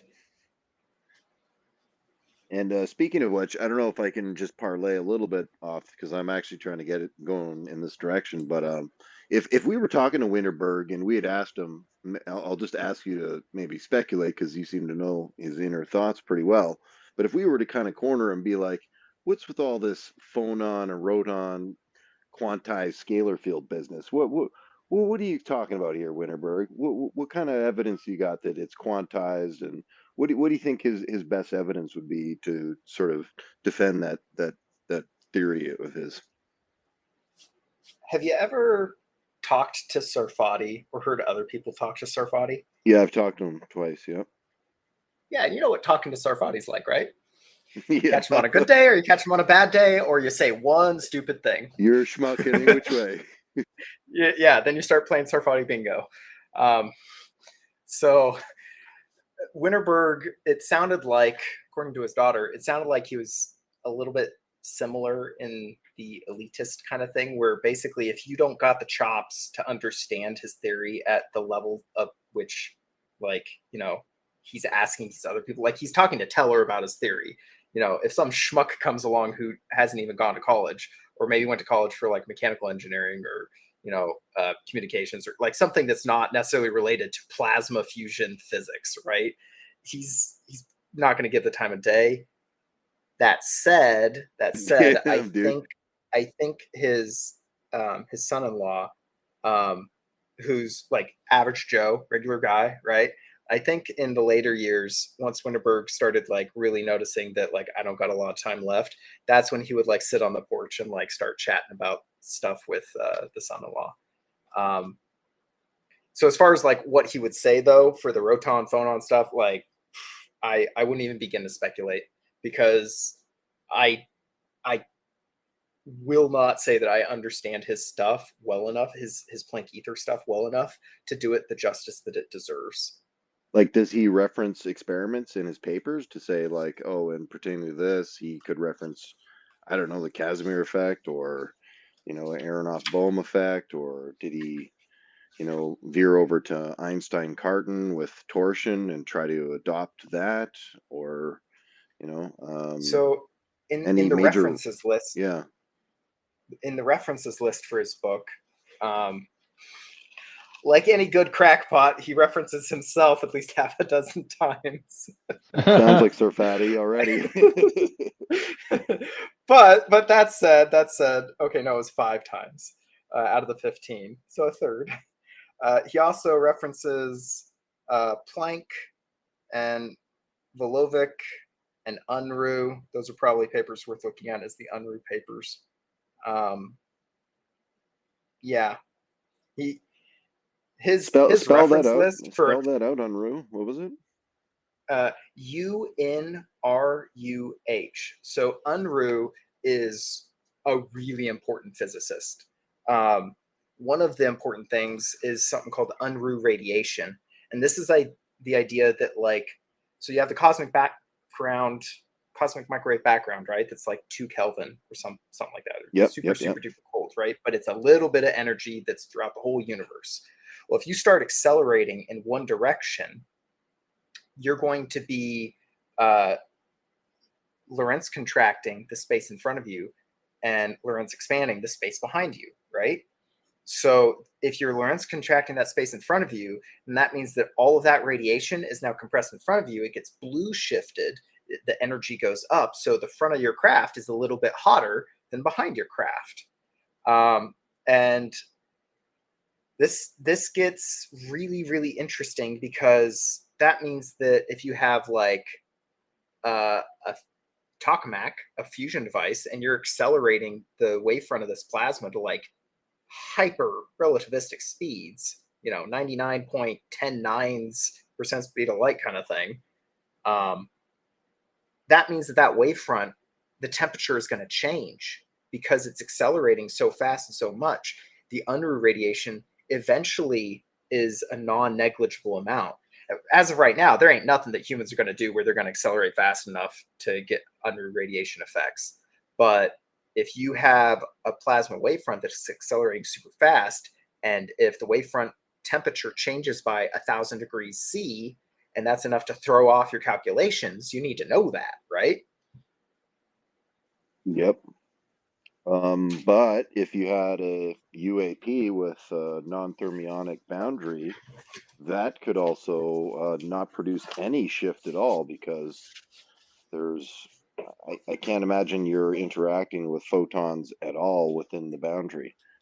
And outside of the boundary, it seems to slide around you like you have a Messier field as per superconducting, So it's like I'm trying to almost understand the closest approximation we have of scalar effects within our entropic universe, because scalar is innately non-entropic. So in order to understand it, we have to see how close we can get to it. And like Messier and Cooper pairing and those things are about as close as we can get. And perhaps now we add in, Bose and Einstein condensates, BECs, and a couple other superfluids. But is there anything that comes to mind for you that approaches that kind of scalar within the entropic boundary of non-entropic? Well, you touched on a lot of things there. The boundary of the bubble around the craft, it seems like, so some people have said that if you have like a Star Trek spaceship and like you accelerate super fast for a really long time, you're going to collect up all this radiation on the front, that as soon as you decelerate, all that radiation is going to shoot out in like a gamma ray laser beam in front of you kind of thing. It seems like some of these craft, we do get some gamma coming off of them. Like there's multiple instances of gamma detection coming off the craft. But as far as I know, I don't think it's like to the degree you would expect if they were actually like doing the Star Trek style thing, right? So the gamma might be coming from the nuclear propulsion stuff. It might be coming from the blue shifted radiation, that's passing around it. Like there's so many ways that you can take it. It's kind of hard to say. And how are you measuring this like privately, or you just came across other studies that looked at gamma detectors? Yeah, so there's two studies that come to mind offhand. So UAPX with Dr. Kevin Knuth and Kevin Day from the Nimitz and a bunch of other people. They all went down to the Santa Catalina Islands. Was it 2019, 2020, something like that? They went down there for a week, set up a ton of measuring equipment, and caught a couple UAPs on all these measuring equipments. And they detected gamma rays coming off of these things. Now, supposedly they had a 43 MeV triple repeating gamma ray coming off of it. But I talked to Dr. Knuth about that. He's like, no. That part was the error. We did get gamma coming off these things. We can reliably say we had 1 to 10 MeV, maybe a 10 MeV spike, but that triple repeating thing, that was absolutely not what was happening. Salvatore Pais's work talks about using Unruh radiation understanding. I wonder if you might find any significance in that. And also, was that polarized gamma fields, or what? I don't know if they were detecting polarized or not. Also, okay. Just to finish up on the gamma thing, the other one that I would direct you towards is Jim Segala and his MUPAS, M-U-P-A-S. He was recently on that AMA with Leslie Kean and Nolan and Putoff that came out a couple of days ago. Anyways, I've talked to Dr. Segala a couple of times too about his MUPAS stuff, and that, oh man, if you want data, holy crap. So his MUPAS stuff, he's got like 20 of these like multi-domain sensors located all over the place where there's UFO hotspots. And one of the best instances of data collection they were detecting magnetic changes, like gravitic changes, RF changes, and gamma background changes. And what is super interesting is that the gamma started changing like 16 hours before this UFO shows up. So like you're just talking background gamma, or well, yeah, and then when it shows up, that gamma reaches its spike and then it drops and then the thing leaves. So like there's a correlation between the amount of gamma that you're detecting, specifically the rate of change of the gamma that you're detecting, and the likelihood of arrival of a craft. So some of the stuff we were positing together was like, well, maybe it's creating like a portal or a wormhole, and like once the conditions are finally right, it can pop through that. That's one angle. Another angle that I've been entertaining is the time travel angle. Like maybe that is it on its way showing up. It's just it has to like change the time vector enough that eventually it pops into our time. And so that's why you have such a long lead up until it shows up. I think both 1 and 2 there can be correct together. Yeah. The MUPAS data is really good. And then actually there's another one. Now this doesn't have gamma, but this also is a pretty important data point. So Ray Stanford, who is really getting along in years now, he had this, he wrote a book called Socorro Saucer in a Pentagon Pantry. He was like there at the scene with Dr. Hynek for the Socorro Saucer. And like, he actually collected some UFO samples during that instance and took it over to NASA, and NASA stole it and wouldn't give it back. And it was only within the last couple of years that somehow Gary Nolan got those samples and got to test them.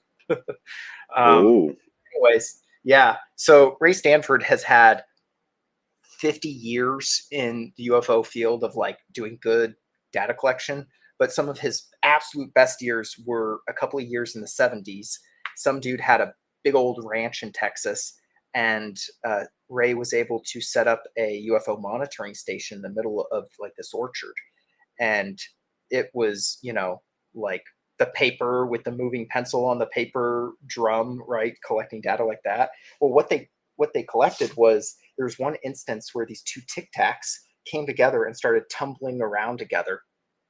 And while they were tumbling, they were getting some really good readings on their gravitic measurements, on their magnetic measurements, a couple of others, but mostly it was the magnetic and the gravitic that they paid attention to. So they ended up doing a fast Fourier on it, FFT, and the spikes that come out of that, it's all super low frequency. It's also low resolution on the paper drum, but you end up getting like a bunch of spikes in the 1 to 15 megahertz range with 4 very, very noticeable spikes. And I ran down that rabbit hole for a few months, and I thought that I saw some golden ratio stuff at play in the spacings of those spikes, but that's still like so preliminary and no, you did. No, you did. You did. You saw it. It's a part of the theory.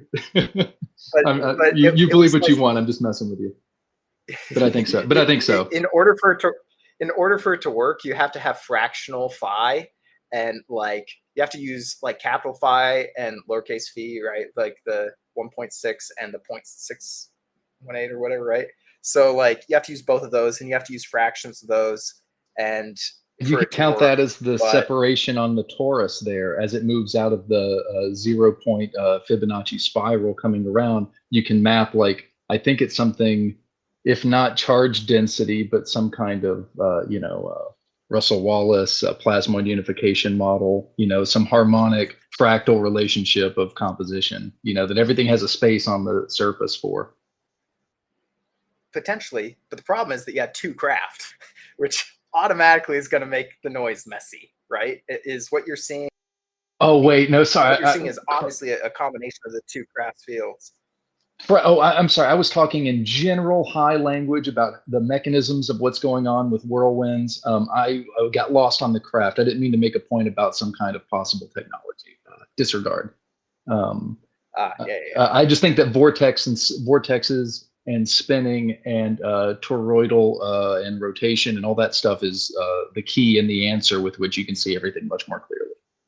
And that's all I meant to say. But and just to rewind real quick to recap what Jarod just kind of covered here is that Ray Stanford, if I'm understanding this, I'll correct me if I'm wrong, Socorro saucer recovery went to NASA, then to Gary Nolan, of which, correct me here if I'm wrong, was the bismuth telluride sample. Was that the one we're talking about? Nope. Which one are we talking about? The Socorro, let's give a little background for the audience. So the Socorro instance, 1964, this cop gets a call that some people driving or whatever are seeing like this light that just buzzed him. And so he drives over to the outskirts of town to go see what's going on. He goes up the hill, he parks on the side, and he sees about, I think it was like 50 or 150 feet away from him, there's like this large egg-shaped craft with two small beings in suits outside the craft. It's landed. And they're outside and they're like trying to fiddle with it. And as soon as they see him, they get all scared and they run into their craft and they take off. When they take off, you have like a nuclear rocket kind of thing. He said that it was super duper loud and there was like this bright blue flame that came down from it. And it like gets up to like 20 feet and it drifts over like maybe a couple 100 feet before it eventually like the anti-gravity thing takes hold and then it shoots off at a 45-degree angle and is gone. So follow up the next day, Hynek and Blue Book and Air Force, OSI, and everybody's out there checking stuff out. Well, Ray is 4 hours away from there. He gets the call. He goes down there and sees what's going on. He's super stoked because he's starting to get into all this. So while he's down there, they kind of shoo him away and they don't want him part of that. But then he goes back the next day when no one's around and he's able to like, I think while he was there on the first day, he was able to like kick over one of the rocks that he saw that the landing strut had like landed on. And so he goes back the next day and he like digs up that rock that he saw had some of the metal shaving on it. And so he takes that back home with him. He gets put in contact with the head of Kufos, not Kufos, because this was 64. I forget which UFO network it was, but basically that network was compromised. So they end up taking him over to NASA Langley, I think, over in DC. And he goes there and he's super like reserved. He does not want to lose control of the sample. So he talks to like the head scientists there. And eventually they convince him through a lot of trying. They convince him, hey, go off to lunch. It's going to take us, an hour or two to like actually scrape up the stuff. And we'll totally honor your agreement. We'll only take half of the metal that's there and we'll give you back the sample and everything. And it'll all be cool. It's like, I don't know about that, but okay. So he goes and he comes back and no one will give him the time of day. Eventually he's able to get them to give him the rock back and they had scraped that thing clean. So he's super pissed about it. It's a great like horror story for anybody that's trying to do samples testing is always maintain positive custody no matter what. And it wasn't until like within the last year or two that like somehow Nolan managed to get a sample of the Socorro stuff that our group is pretty sure is Ray's sample. And it was mostly magnesium, aluminum, and zinc. I think it was mostly magnesium and aluminum though. Or maybe it was mostly aluminum with a little bit of magnesium. Either way, it was part of the landing strut. So it was all structural. Much less interesting than like radiation shielding or warp drives or cloaking or any of the cool stuff. But yeah, that's the Socorro story. So likely a reversed UAP of some kind. Now, considering you've read the Law of One material, what was your thoughts when I'm assuming you read the whole thing, but you came across the point where they're being debriefed by the raw entity group in the early 80s and are being told And of course, the lead guy, Don Elkins, he's a physicist. He's a commercial air pilot captain, and he's being told by Ra that there's a fleet of UAPs that are in U.S. custody, so to speak, or whatever firm. And there's, I don't know, what was it, like at least a dozen of them, and they were able to achieve, I believe it was like 0.8 light speed. So I thought it was a third of light speed, was but it a yeah, third? maybe it was. It must have been. It's been a long Yeah, time, know, and when I went through it, I'm not gonna lie, I did a lot of skimming because it's a lot of material.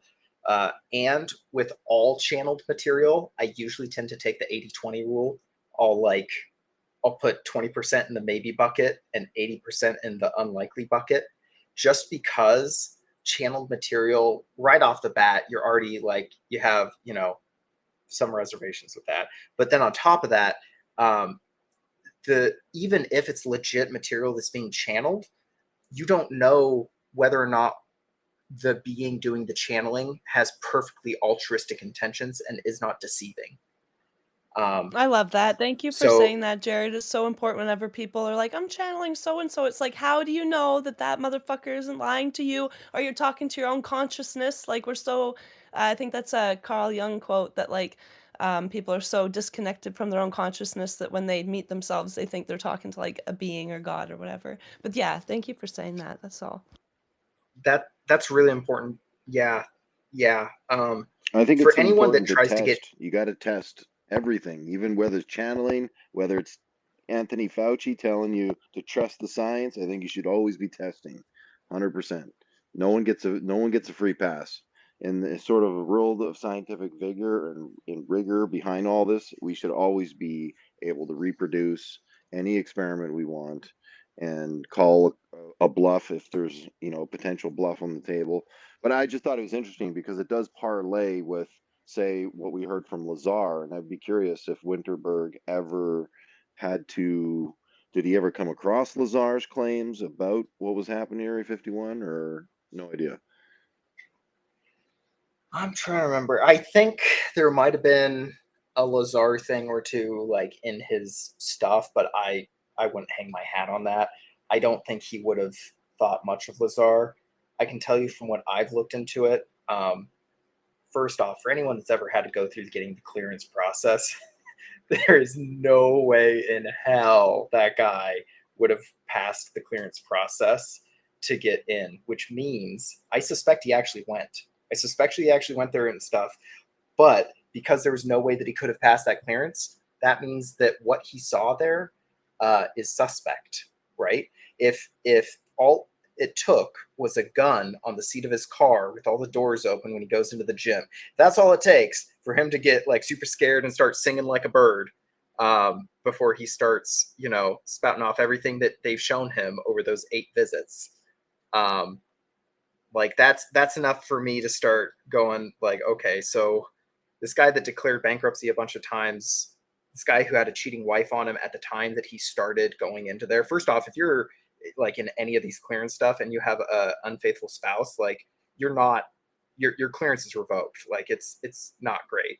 So that's actually what happened, because apparently, according to his narrative, which he's explained on Joe Rogan, he got cheated on, according to him, because he wasn't telling his partner at the time what he was doing, and he was just so-called sneaking off to go to these, late night bus runs or plane runs, whatever they called them back in the day. But there's also the possibility that he knew Teller, and they kind of connected over his I think it was his publication in the local paper at that time, got his attention. He might have been a wild card, man. So like you gotta take the dude's entire like life surroundings into the mix with it. So he ran a brothel out of a motel for a little while and had cameras up in there. This is after he's already declared bankruptcy. That rocket car, that the story that was in the newspaper that his friend published for him, he didn't even build that rocket car, the thing that Teller was all excited about. Like one of his bankruptcies is a bankruptcy he declared because a friend loaned him money to buy that car. Like it's just, And I don't want to rag on the guy because I've never met him in person. Maybe he's legit, maybe he's not. But what I can tell you is bankruptcies plus unfaithfulness. Oh, and then he ended up marrying this chick 2 days after his wife dies, and they move into his wife's house. Supposedly, according to him, like, he had his wife's blessing for all of this, or his ex-wife's blessing for all of this. But like, there's enough dirty yuckiness surrounding that if that's the guy that they say, yeah, let's bring you on to literally the most secret thing in human history, like, just for a regular low level secret clearance, like, you wouldn't pass muster, let alone for a top secret where you have to do at least a polygraph, right? Let alone for an SCI Q whatever clearance to be able to go work on that project. So like, yeah, he saw the cool stuff. He probably saw actual craft, and he was probably fed a lot of disinfo in the process. I would agree. I've said this to Rick Doty himself. I said, I think the whole idea that you can only achieve this through element 115 is a complete psyop, and that was meant to make it, like, if you really consider the narrative, it's impossible for us to make 115 in the way that they're talking about. So it separates us as these meager humans with our level of physics to be able to approach some kind of anti-gravitic or electrogravitic effect. So to me, I completely agree. It's exotic. It's alien.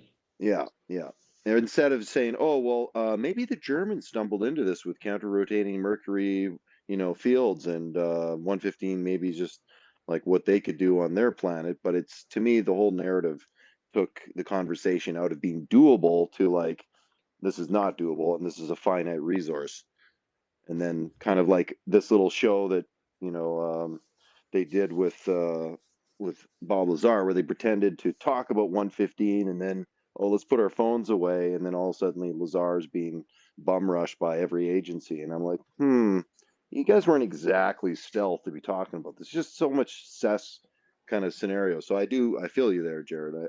I get it, but it is interesting nonetheless. And the fact that he came out in '89, he potentially did know when they were doing these test trials, and it's all sketchy though. But then again, when you really start peeling back some of these layers, there's a lot of deep state connections to weird ass pedo level shit, and it's just like, I mean, I don't think there's a clean slate in the deep state that says just because they're working on, deep classified projects that they're all goody two shoes here, and they're, all crossing their T's and dotting their I's. So I think there's room for sketchiness at the top down, and I think we're starting to see the cracks in the wall, so to speak, of academia being this sort of pure, noble, elite group that now is maybe controlling the narrative with an iron fist that we're slowly starting to sort of slide out from underneath.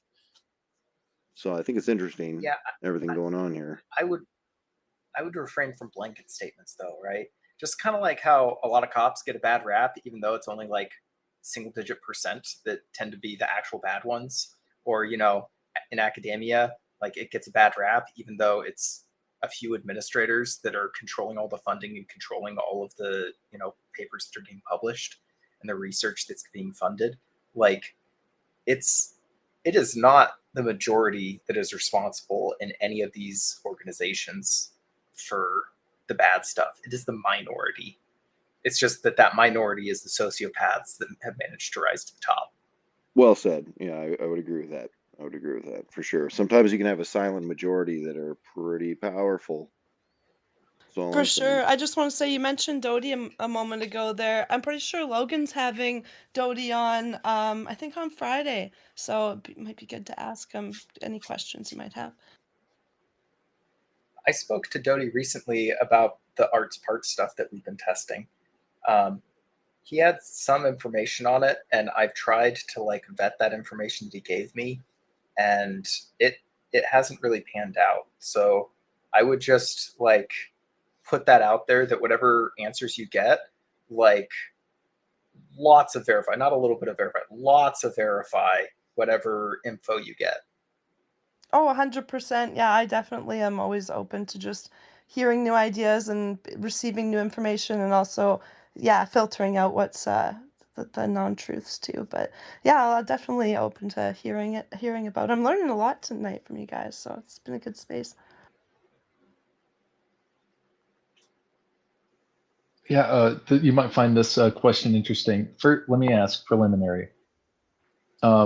Is if we were reading in between the lines and someone doesn't say no explicitly, I take that as something. All right. So I asked Doty if we have operable over Unity devices, and he said, "I think I'll pass on that one."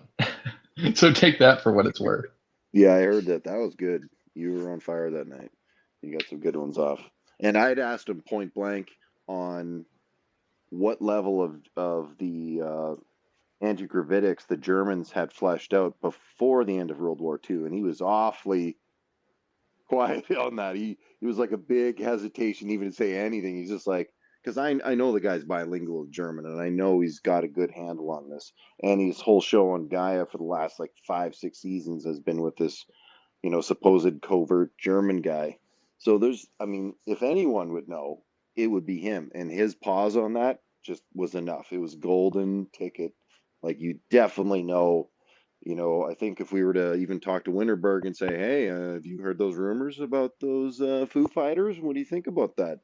I would think, it was probably pretty tightly controlled, like their version of the Q clearance and above for who had access to, the Nazi Bell and some of these early prototypes. But based upon some of my military sort of connections in Canada here, there's definitely that not so secret connections between the SS and Hitler and their secret little coveted projects of Übermenschen and other secretive projects that clearly denoted their interest in connecting ancient technology with over unity and or anti-gravity. So I don't know, is there a way for us to tie in scalar with anti-gravity based upon any of Winterberg's work? Let me go back for a second. Sure, yeah. On the Nazi craft. So one of my good friends, old guy, retired Boeing engineer guy, has worked on some cool stuff. He obsessed for a while, like a couple decades, on the Hanabu craft. So the Germans apparently had a couple generations of these craft, right? So the Hanabu craft, HANN-EBU or something like that, because my friend's an electrical engineer, like, he goes down that route, but he has masked the crap out of that thing. He has gone through all the dimensions of it. He's figured out, okay, these are the frequencies that they were using. This is the E cross B that they were using to create a Lorentz force so that this particular, thing will take place and you'll be able to get your lift, right? And he's put all that out there publicly. I could recommend him if anyone wants to go look him up. Mike Gamble, Gamble. I think he's got some APEC talks that you can look at as far as his ideas on how the Hanabu, the Nazi craft, are operating. And for him, it's very simple, like right hand rule type stuff on how to pull yourself up by your bootstraps. I don't necessarily know if it's right or wrong, but as far as somebody who has been in the black world for a little while and has managed to like see a lot and talk to a lot of people, like, I tend to give him a lot of benefit of the doubt on a lot of stuff. Appreciate those references every time. Mike Gamble, we can look him up.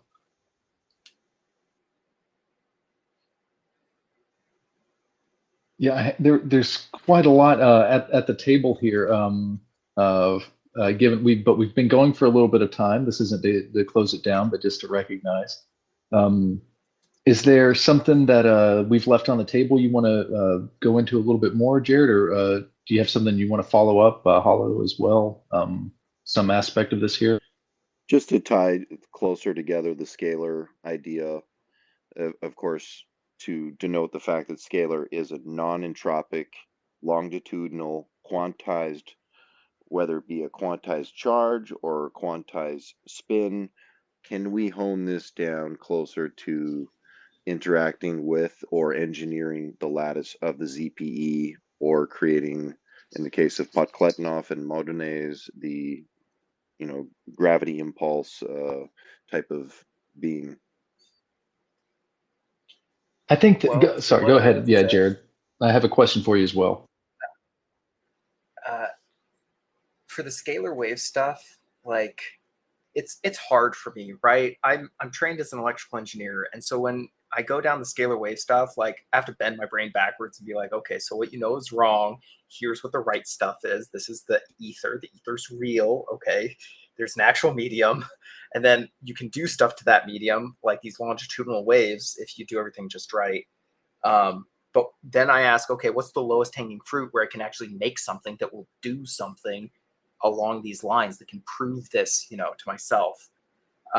And these scalar waves, these near field waves, those are easiest to see in these short distances. And one thing I've come across that may or may not be related, but sure as heck seems like they're at least cousins, is something called evanescent waves. So an evanescent wave is kind of like a sympathetic resonance, right? If you got two plates and you vibrate one of them, the other one might start vibrating along with it, right? Well, there's some really, really cool stuff you can do with evanescent waves. They also fall off with the, I think, 1/r² rule. But one rabbit hole I went down a while back that, like, this one just, it continually blows my mind over and over and over. There's these things called lamb waves, like, you know, a little baby lamb. Lamb waves are these mechanical waves that you get in a thin plate, right? So if you have like a 1 foot diameter by 1 millimeter thick sheet of aluminum and you vibrate it at like a couple megahertz, so like really, really high vibration, there are some resonance modes that can take place, which turns that thing into a metamaterial. You haven't cooled it down. You haven't changed its geometry. It's just a large, thin plate vibrating at like radio frequencies. Yes. And when you do that, you can end up getting these things called backwards Lamb waves. So these Lamb waves, they start self-interacting, and these backwards Lamb waves, they have a negative index of refraction. When you start going down the rabbit hole of anti-gravity, you're going to come across negative indices of refraction. You're going to come across negative permeabilities. You're going to come across all of these metamaterial type things where rather than things propagating through space normally, either the electric or the magnetic or both are inverted, and so they don't propagate normally. So you can get these evanescent backwards Lamb waves, which is just, you're starting to get into sci-fi territory here. All you've done is taken a metal plate and vibrated at a radio frequency, and then put another metal plate right next to it that can start vibrating along with it. But what you're doing is you're creating a parametric amplification of these mechanical waves. And then here it is, the real magic. If these plates happen to have a lot of charge on their surface, now you're starting to invoke a lot of other cool sci-fi stuff like plasmon resonances. You're getting these waves through Yes, these phonons. Right? Yep. So now you have phonon-photon coupling in parametric amplification between two things that aren't touching each other. And this may account for modulation of these frequencies, you know, across, I mean, the pyroelectric effect is another emergent thing out of this. Yeah, if stuff starts getting hot, right? if the energy starts reaching a certain threshold where these plasmas are actually like, you know, cavitating the material, and you're actually burning off material, right? Because you can have a plasma which is just all the surface charges that are supercharged up, and then you can have a plasma where the material itself is like in such a hot environment, such an electrically hot environment, that the ions of the material themselves are ablatively like thrown off. That was actually one angle that I pursued, was if there's a way that you can have just a block of material and use that block of material in this way ablatively as your ion source for an ion thruster. And that's that 1979 patent, NASA one. I do not know that one. It's like 5 pounds of nickel or something as the basis for, you know, like fissioning out your energy for a start. Oh, yeah. That was 79, right? So, I mean. Yeah. That was dealing more, though, I thought, with like a radioactive element. Like that was neutronic, wasn't it? That's a good question. My understanding was that they were basically unwinding the material in a kind of a controlled fission process, but with no loss. So it was just all decoupling this energy and unwinding it as a means of energy extraction. So it's a matter to energy conversion. Mm. Yeah, I'm gonna have to look into that one more. I don't know. What I do know is that backwards land waves in a charged environment can do magic. The fact that you can turn a thin sheet of aluminum into a metamaterial by doing nothing other than vibrating it is friggin' magic. Oh yeah, have you heard Dr. Thorsten Ludwig talk about getting the resonances such that the waves that you would look at optically pass through it, and you basically turn something invisible, and then that resonates with the Philadelphia experiment, pun intended. Yes, I've had a few conversations with Dr. Ludwig. How did those go? Could you talk about engineering the Casimir regime, quote, or anything like that? Because I know that's what his work is principally on. So the project that I was working on was the Gravaflyer, Alexei Chekhirkov and the Gravaflyer.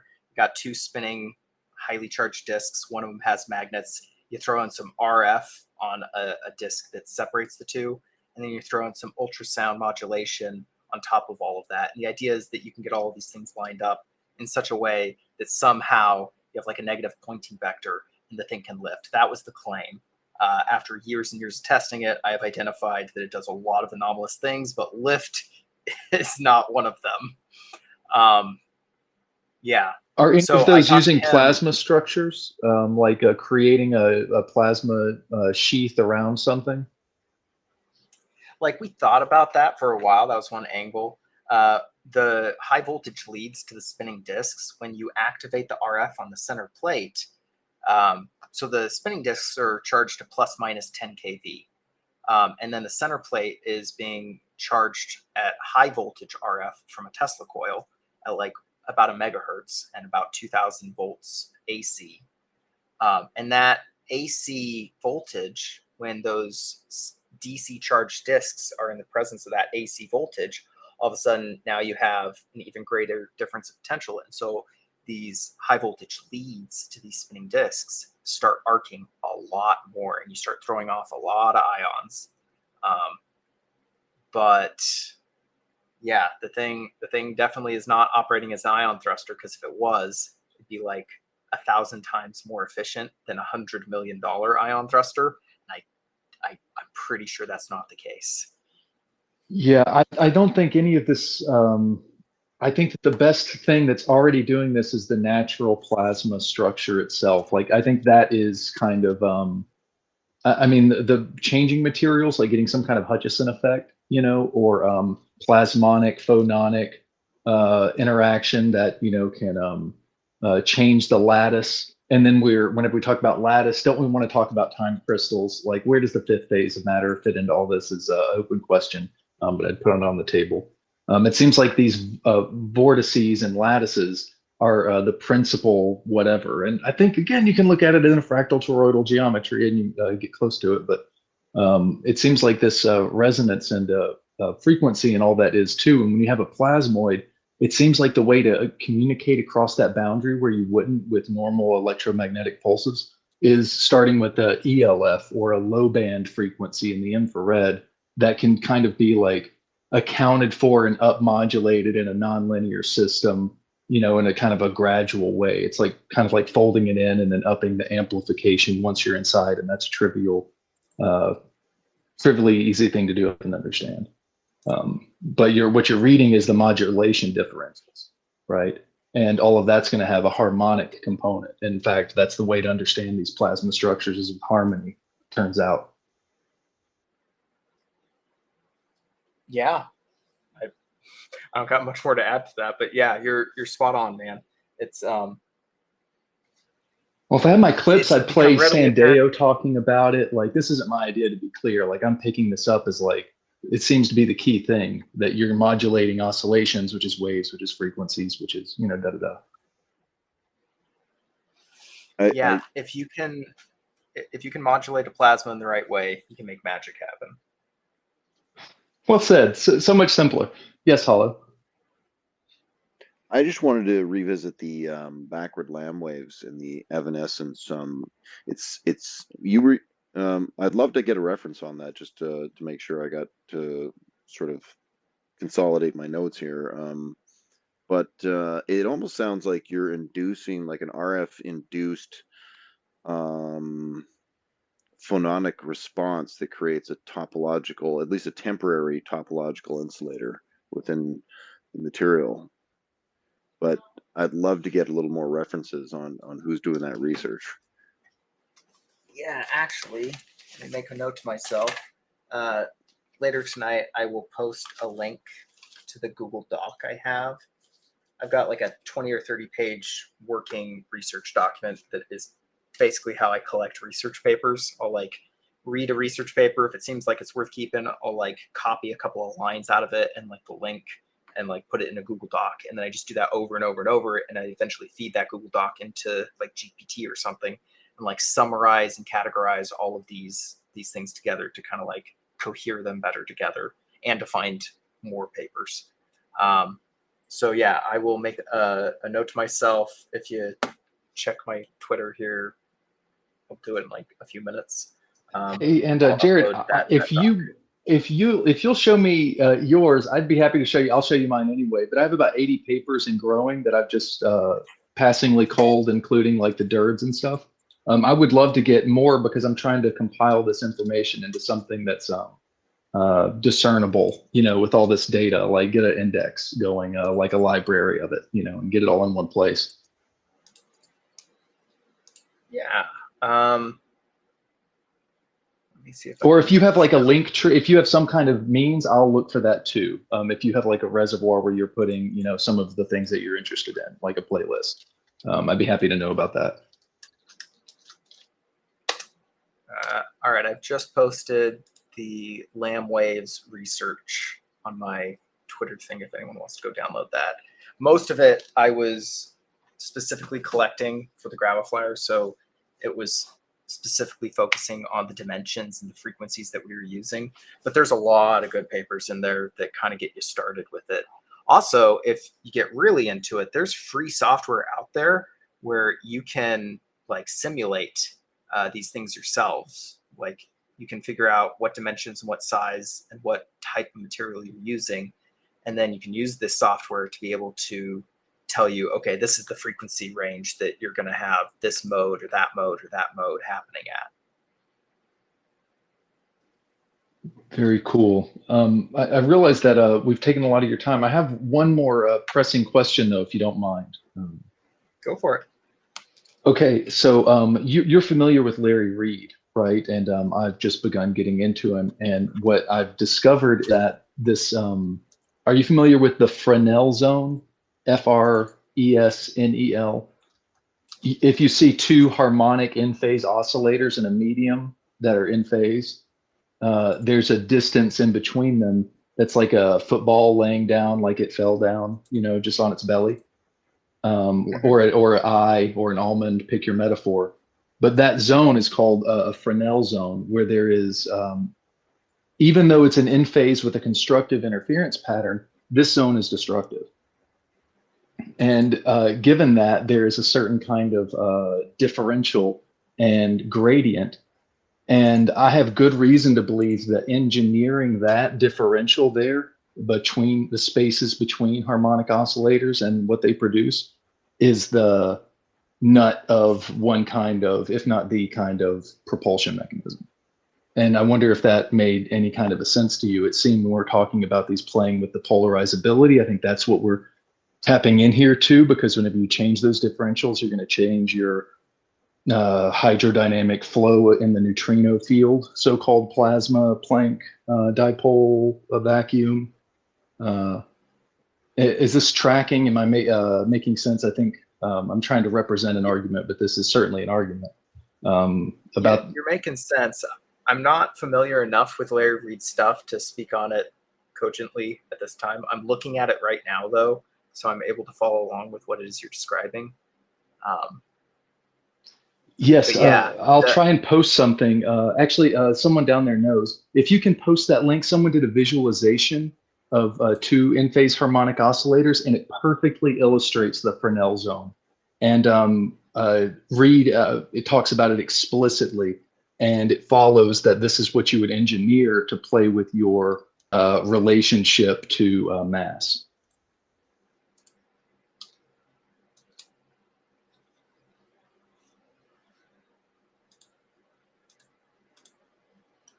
Oh, I just got a note and comment. The Fresnel zone has evanescent waves. It contains evanescent waves. Boom, buddy.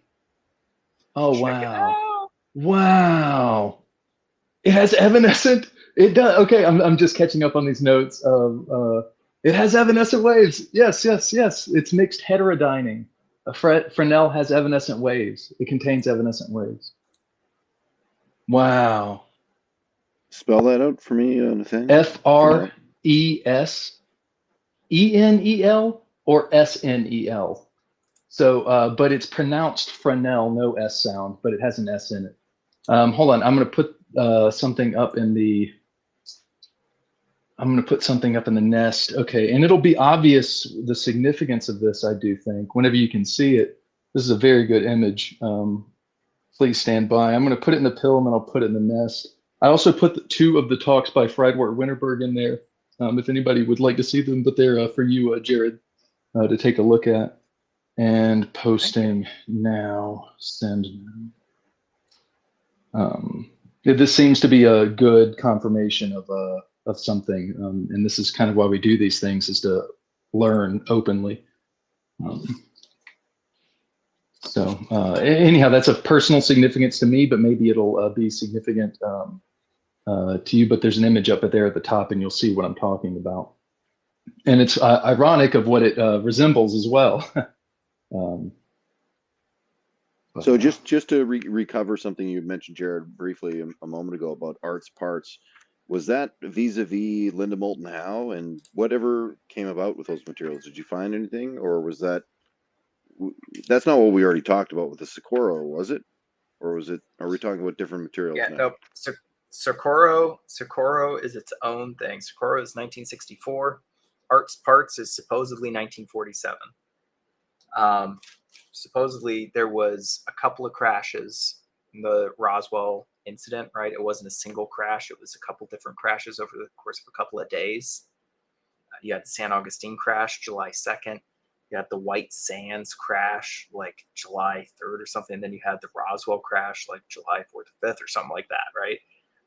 You had a couple of these. So the story goes that this guy who was one of the first on the scene, he goes up to the craft and he reaches on the center underside of the craft, grabs a handful of the flaking off material, like peels it off and shoves it in his pocket. And no one's there. No one's seeing him do this. And then eventually he spends 6 months with the one living creature there.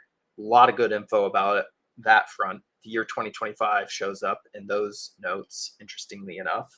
And then he is like months away from dying in 1974. He gathers the family around. He says, hey, I'm dying. There's a box in my closet. It's got a journal and it's got some stuff in there.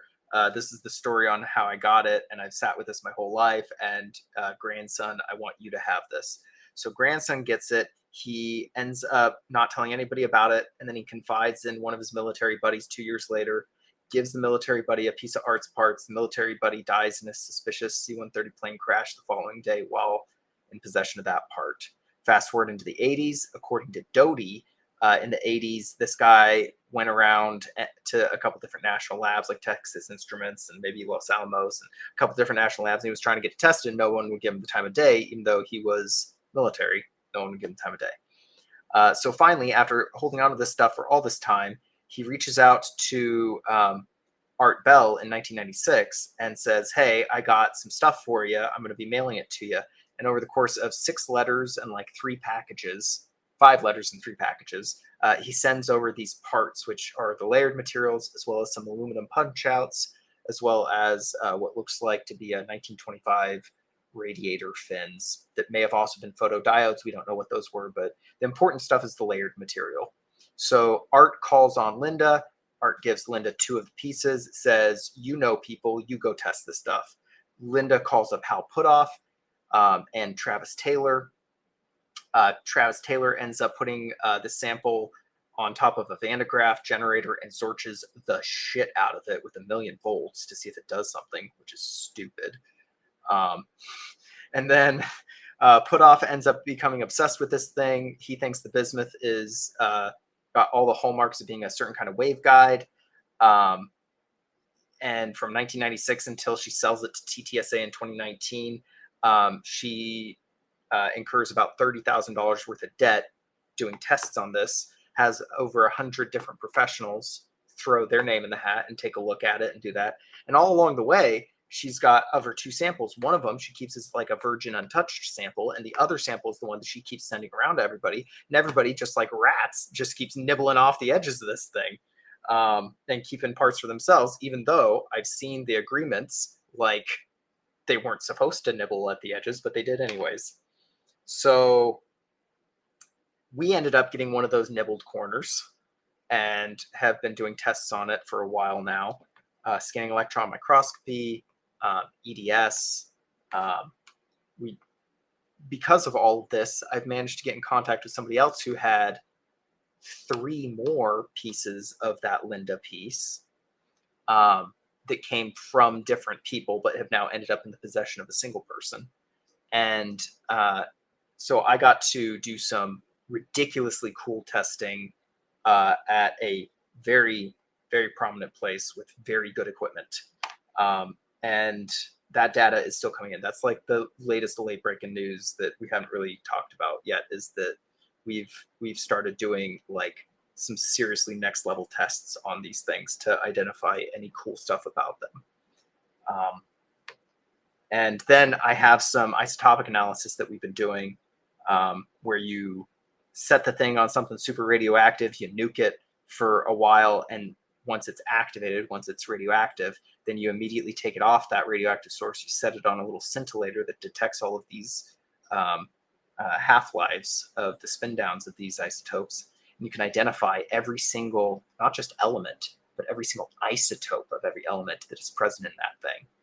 And through that, we've managed to identify all of the elements that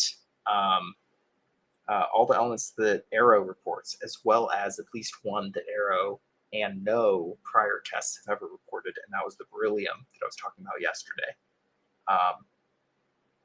Yeah, and there's more like super late breaking stuff on that as of like today that I can't talk about quite yet, but like over the next couple weeks to a month, like I'm going to keep on leaking out the stuff that we've got on this as I can. The most important part is that I protect the names of the people that are doing these tests, because all of these people have careers to think about, and they're in positions where like they're the only person in their realm or their sphere that like is okay with these kinds of things. So like if their coworkers or their bosses find out that they're testing UFO parts, they could end up losing their positions, which would be catastrophic for these people.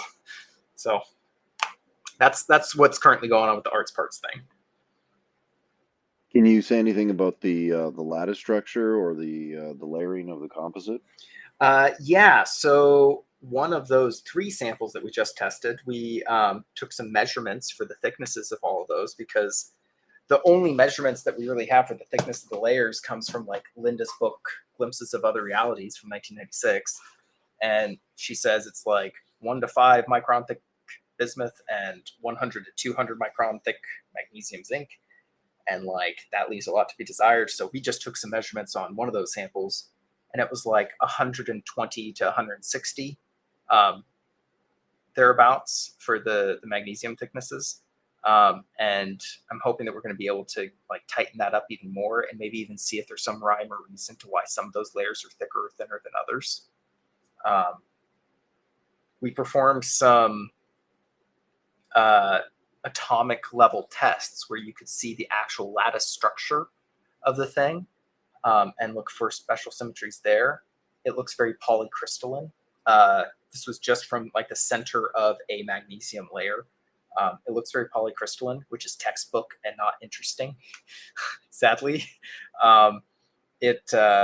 it looks like you have, instead of just like monocrystalline where all of the atoms are lined up in like a regular lattice, you have like these islands, these little circled pockets where some of those orientations of those lattices are like rotated by 10 to 90 degrees, right? So that usually happens when the sample gets, when the lattice gets really, really hot and then cools back down, right? You've like ruined the even uniformity of the lattice now.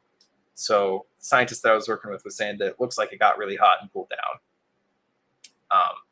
Unless, of course, that's meant to create a band gap between the insulator and conductor layers.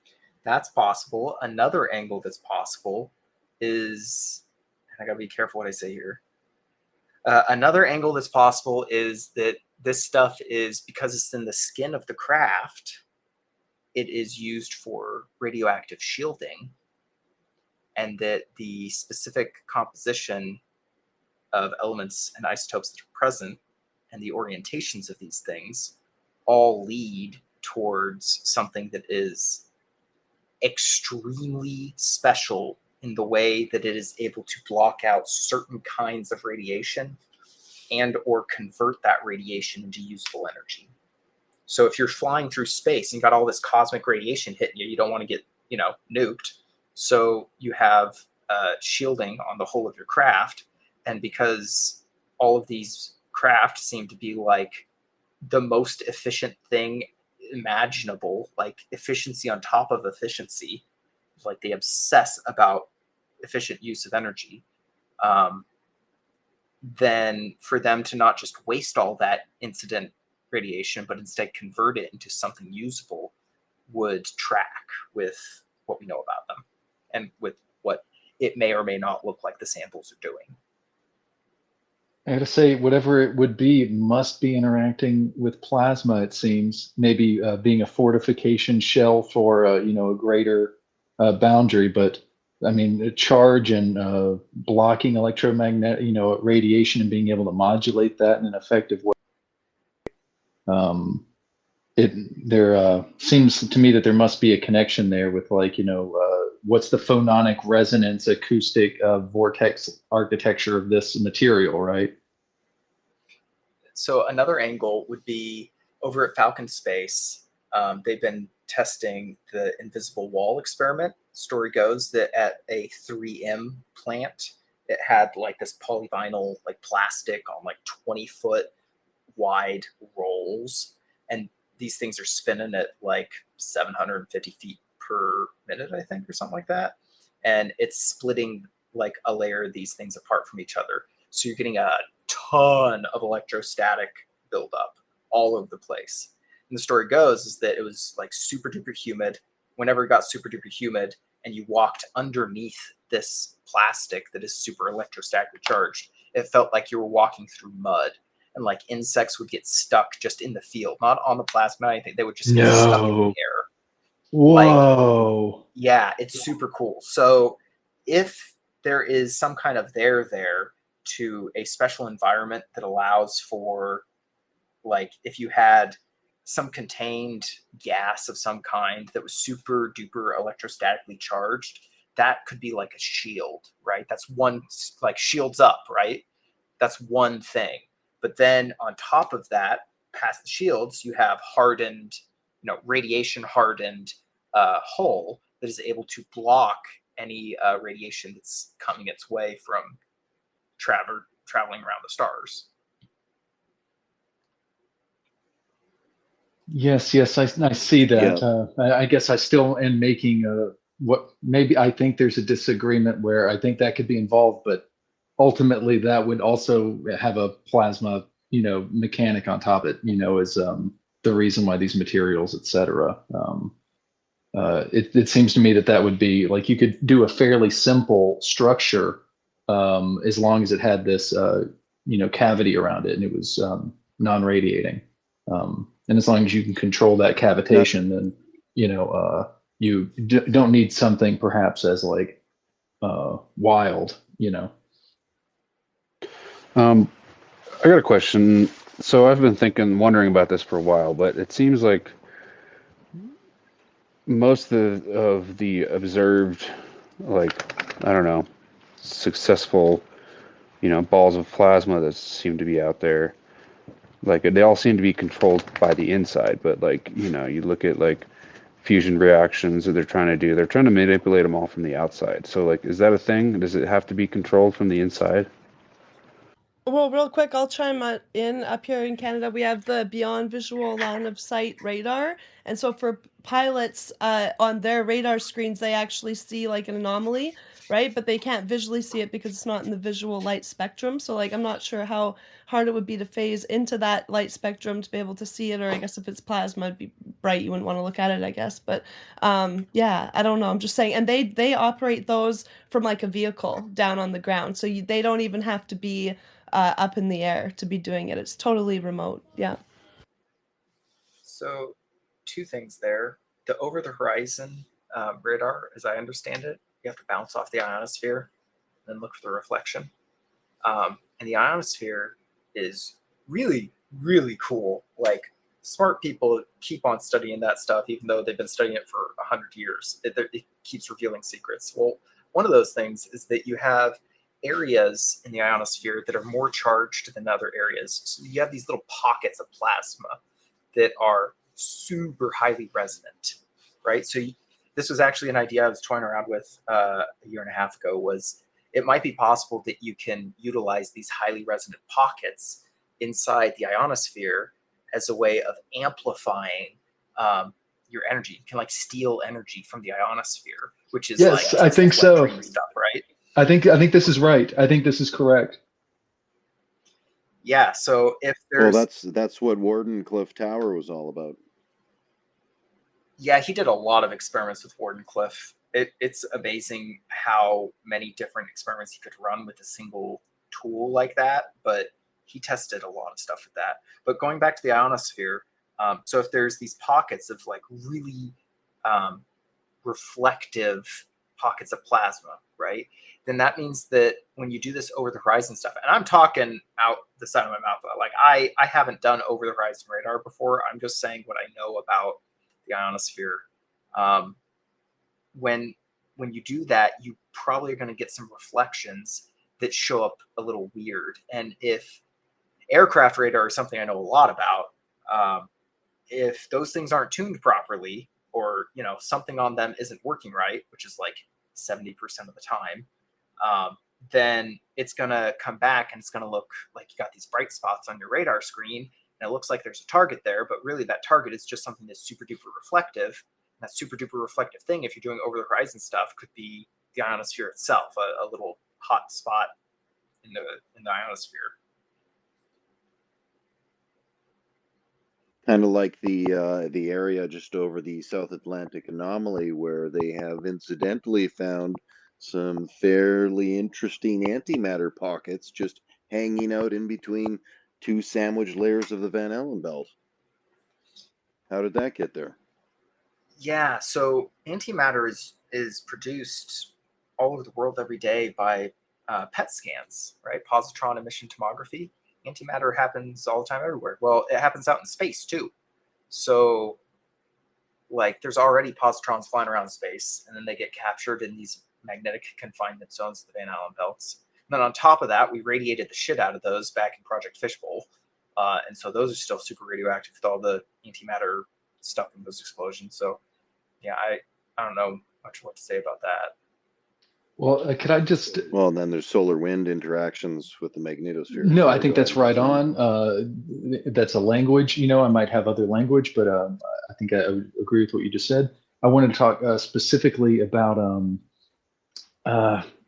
Oh shucks, I think I just lost it. I was looking at I was looking up something. At the same time, and it was about what you had said on. Oh shucks, I'm sorry, folks. Forgot my question. I'll let you kick it back around, but I know it was important. It's just because it's so big that I dropped it. Well, we were talking about the ionosphere, stealing energy out of it. It's got to be somewhere around Yeah, there. no, So it was about the positron emission tomography. Yes. Scans make an antimatter? Yes. So this is coming around to read again, and I just wanted to, since you said that you hadn't read much of him. I want to put this to you because this is what I found foundational and pretty revolutionary. He would talk about the positron and the electron as out of phase, basically light frequencies that whenever they hit together, they form a kind of soliton and a paired coupling that makes an electron. So whenever you have an annihilation event and then you get 511 keV energy out one way and another 511 keV energy out the other, those numbers correlate to the particle antiparticle mass. So thereby the mass is a trapped light phenomenon in a soliton with a wave mechanic description. And I think that gets beyond particles then, which didn't really have a mechanism except for there must be a bit. And this gives a different kind of standing wave solution. There was an anti-gravity idea being thrown around the Huntsville, Alabama area by some NASA guys back in the 90s. I think this is actually where Travis Taylor came up with this idea to test the arts parts at 1 million volts, 1.2 million volts. It was because that 511 kV versus 1.2 kV, or 1.12. Anyways, the gist of the anti-gravity thing was that, yeah, you should be able to get super cool stuff to happen at 1 million volts.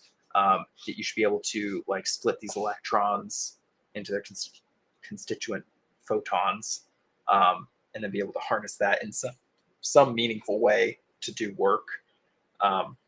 As far as I know, they made it through the first round of research, but they didn't make it through the second round, whatever that means, right? Usually, from what I've seen, it's like they make it through the second round, and that's how you know there's a really good there, and everything goes dark after the second round.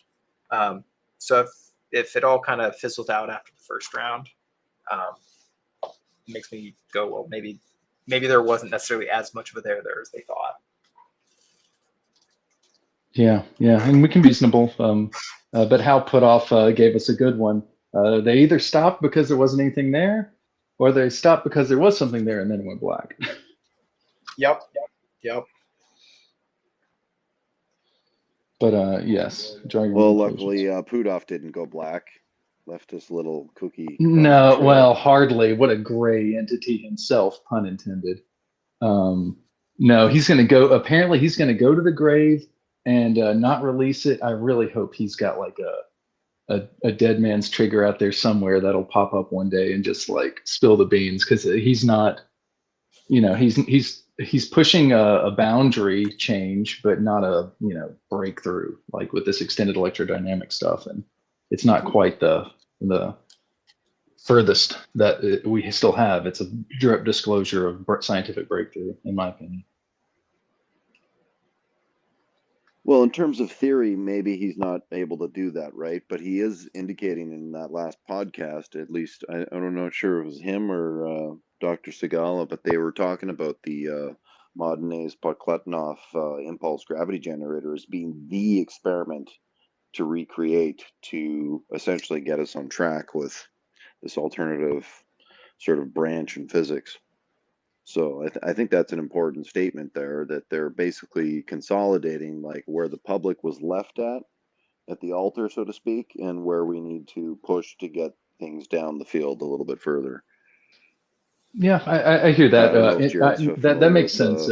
Just necessary, but maybe not sufficient is my thing. He's going to go to his grave with knowing there's images and video and something that he won't say because, that's my belief. But I take your point. It is changing things. There's more talk about ZPE than ever before. But yeah, Jared, maybe you have a response to that. Yeah, I don't know that it matters so much if he goes to his grave with the secrets he knows. The rate at which stuff is accelerating, like, at this point, really doesn't matter how many people die. Like, the fire is kindled. That's good to hear, because I've wondered about that. Because from, everybody seems to be passing away, and but you say that there's a emergence. Go ahead, Hall. I wanted to see if I can clarify. Does he mean that from a public perspective, or is he talking about within his academic in research circles more professionally. The stigma surrounding UFOs continues to get eroded away. And that stigma has been like the single saving grace that has kind of kept so much stuff secret, right? Because it's one thing to classify stuff and say you can't talk about this, but then it's a whole other thing to make it so that even if you do talk about it, you'll get ridiculed, right? Well, as soon as that ridicule element is gone, now all of these people, there was a really good paper that actually turned me off of UFOs for like a decade because I was foolish enough to believe it. But this paper was saying that the likelihood of a conspiracy remaining secret diminishes with the number of people and the amount of time that it has to remain secret. So supposedly for something like the UFO thing, you got somewhere in the ballpark of 700 to 1,500 people, and you got something in the ballpark of 75 years. How the hell can this thing stay secret? Now, that said, I know a lot better now. But at the time I read that, I was like, oh yeah, of course. There's no way that it could remain secret. People definitely would have leaked. Well, you stick around long enough and you see that a buttload of people have leaked.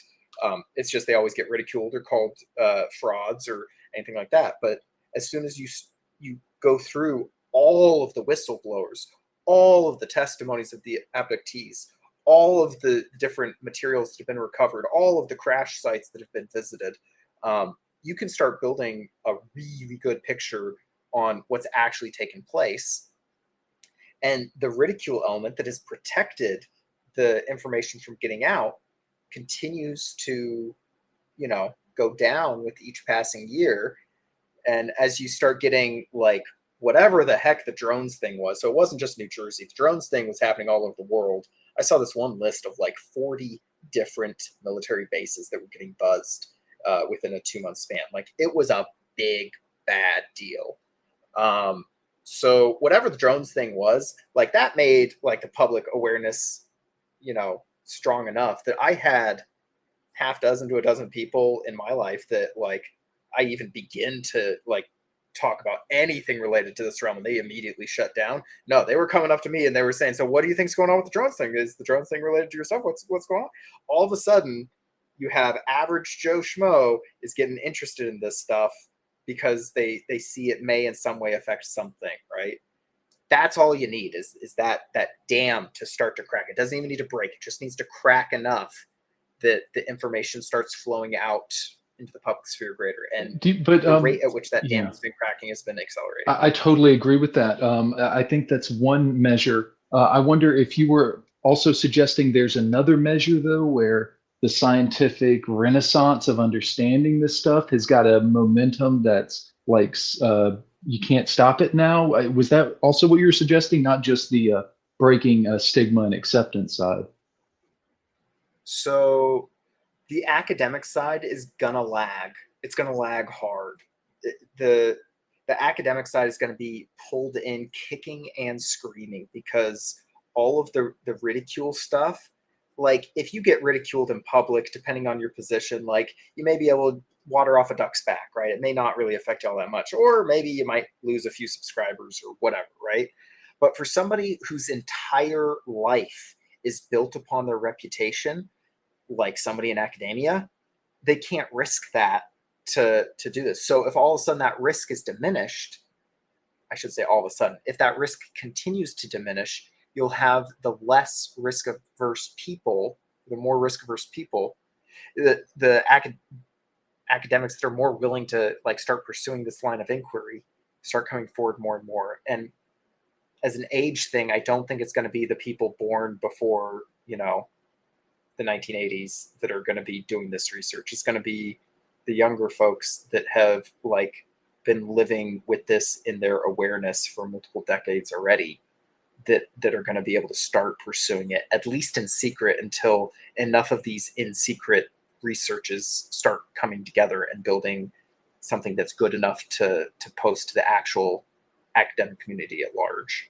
Oh, well, now I see eye to eye with you there, but I thought I understood you were saying that the knowledge was already breakaway rolling. Everybody's going to know about it. We have an electrogravitic new paradigm coming. But now I see what you're saying, and I think it's much more like that. It needs to be kindled further to, be demonstrable and helpful and all that good stuff. Well, Jared, last night you mentioned the Campbell episode on Joe Rogan. Like, that's a perfect example. Like, 10 seconds in, are talking about low energy nuclear reactions, and then the rest of the whole thing is about, woo, pretty much. So, I mean, it's there 3 days ago. Yeah, I haven't. I went down the Campbell rabbit hole a couple years ago for like a day or two and kind of just left it at that. All I would say is I'm kind of cautious with the Campbell stuff. That's the first I've ever heard of him was seeing that. I got tired about hour in. I was like, it just seemed like it was kind of repeating itself. He strikes me, and this might be a little harsh, especially considering that it's been a long time since I looked at his stuff. But from what I recall when I looked at his stuff, it seemed to me like he was kind of a guy trying to start a cult, and he was about 40 years too late. Ooh, burn! You'll come around. Are you familiar with the work of Robert Temple, Jarod? Not without context. Yeah, of course. I'm sorry. He just published a new book. He's a plasma researcher. So he wrote a book called The New Science of Heaven, talking about the Kordylewski clouds and the plasma basis of our universe, and how consciousness could be connected to that, and DNA generation through it as well, because of the helical structures involved. And so I had wondered if you might have heard about him. He is not a primary researcher, as I understand it, but he's can lay out the history from Bostic on through, and talking about the and what they are saying about it as well. That there's seems to be some kind of higher order structural capacity in these plasma entities that can be natural phenomenon, but also long living luminous formations, etc. Just to use some of the language that's out there for this. Yeah, I hadn't heard him before. I definitely am going to go down that rabbit hole now. Thank you for that. He sounds. I was just going to recommend an introduction. He has a podcast episode with Randall Carlson. And so if you want to search for something just to listen to, it's a good 2.5 hour little bit. And then you can get his book online, New Science of Heaven. But please continue. Yeah, I don't want to speak too much on him until I actually know what his whole deal is. Fair enough. We'll just move right on, and I hope you enjoy the reference. We don't have to follow that up. Can you at least give me like the nutshell on his background though? Is he like just a guy that kind of got into it? Is he an actual plasma physicist? Like, that's a good question. I had an intuition and took it on, the authority of the conversation, and, the ability to, lay out, like the discoveries and things. And whenever asked about like, so are you saying that consciousness is capable of being involved with plasma physics somehow? He's like, no, I'm not saying that. I'm saying I'm recording that that's what the plasma researchers are saying. And so he talks about the mechanism for the field potential, and it's basically, gets us back to the neutrinos, gets us back to the aether, gets us to the Akashic, if you will, and I know you would. It gets you into this kind of morphogenetic field. There's the possibility for that there. It's this kind of psychosphere around the planet, which is actually there is a plasma sheath that's more massive than the Earth is, I believe, but it's invisible around the Moon and Earth system. I think it's more accurate to say that the Moon and Earth are in a plasma bubble than it is to say that there's just like them in space. So that gets interesting too, because it might be the thing that allows for a certain kind of coherent capacity for high level order interactions at the electrochemical, bio, whatever, you know what I'm saying? Or you see the picture I'm trying to paint maybe. But I'm just trying to paraphrase his thesis of the interaction between consciousness and plasma physics, and like what's possible with energy and stuff like that.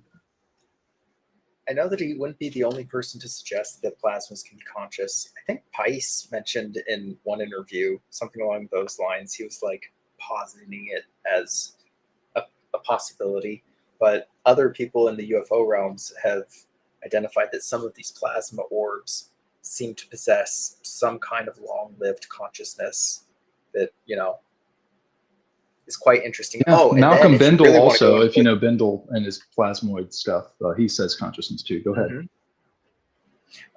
If you go into more of the ghost territory, the woo territory, people that interact with some orbs that are supposedly like departed spirits, you know, you have a conscious intent there. You have something that looks like it's a ball of light plasma or something that interacts with the material world intermittently.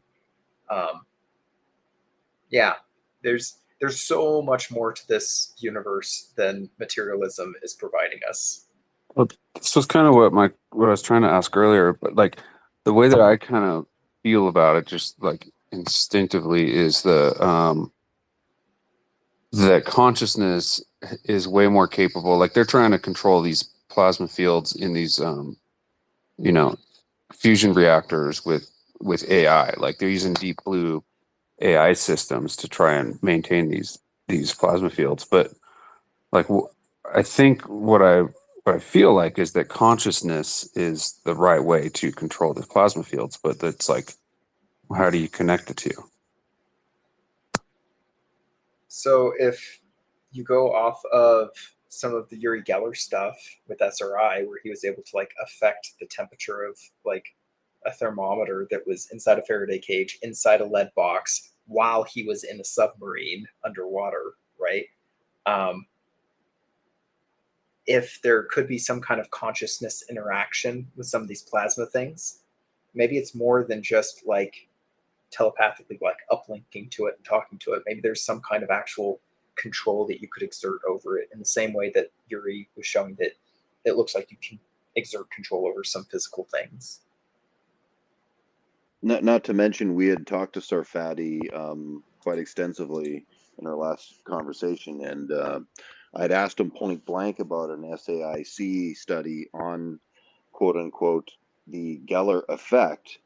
And, you know, despite of sort of being debunked on the Carson show because he couldn't reproduce the effect for, you know, millions of people watching, what we didn't find out is quietly what was being done is metallurgic analysis was being done of spoons and I'm sure all kinds of cutlery. But what they found out, and Sarfati was still a little bit dodgy about the exact details, but there's been leaked reports from SAIC that showed there was definitely unique metallurgic transformations that had occurred that would not be explainable through any normal kinetic heating or any like normal effect. I don't know if you've heard of this at all, Jarod, but seems to be making its rounds. And you know, we know Geller is not the only one. It was sort of like a taboo thing amongst apparently young male Jewish kids at the time. Yeah, so two different ways to go with that. One is that some of that metallurgical changes with the spoon bending stuff, in my groups, it's been thrown around that the Hutchinson stuff may have some psi things associated, right? So that's one angle. The other one, here's a little story time thing about Uri Geller and Ray Stanford, because those two guys were friends.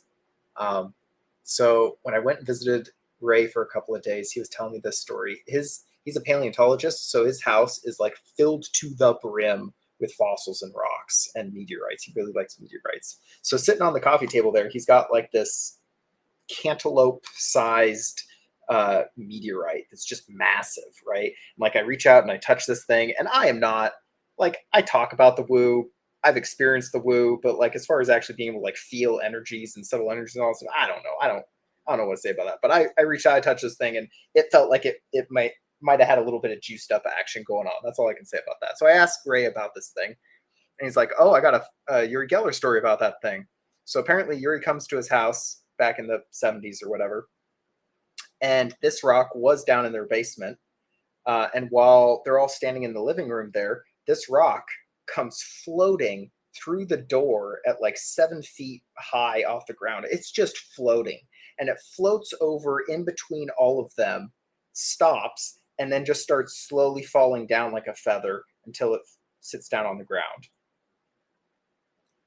They ask Uri, "Was that you?" And he's like, "I don't know, it might have been." Weird random associations. What kind of rock was it? Sorry. It was a meteorite. Oh, like with heavy amounts of magnetite in it, or no idea.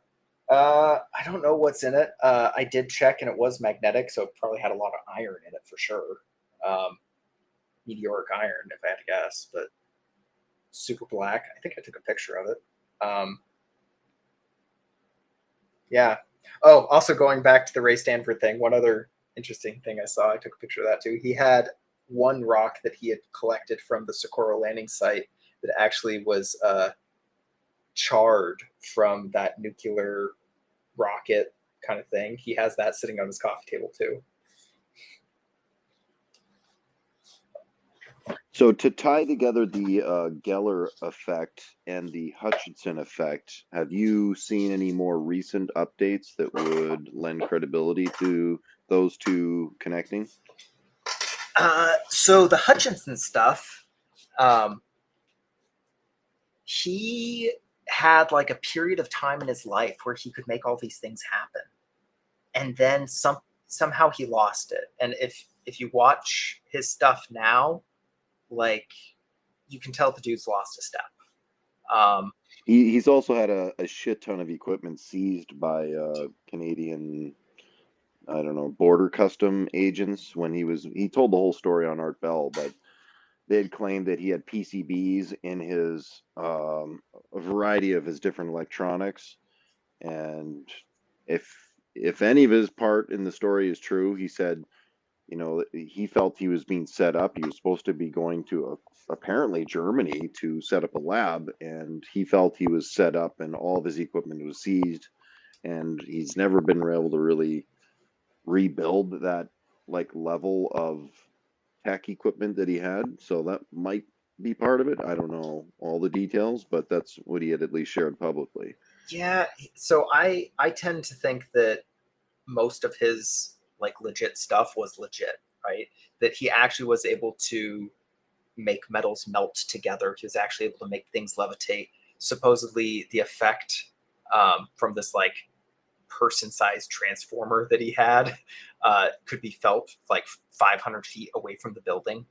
And it was kind of like a force field or psychic, some or other type of effect. Like the dude did a lot of cool experiments back in the day.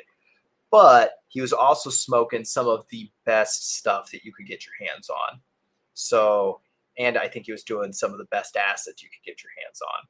So he had like, in some way, he was psychically juiced up during that time, whether the fields themselves are part of that whole Kozyrev thing or that psychic enhancement stuff, or whether or not he, you know, was just in the right frame of mind or whatever it was. Like there was a time in his life where this effect could take place.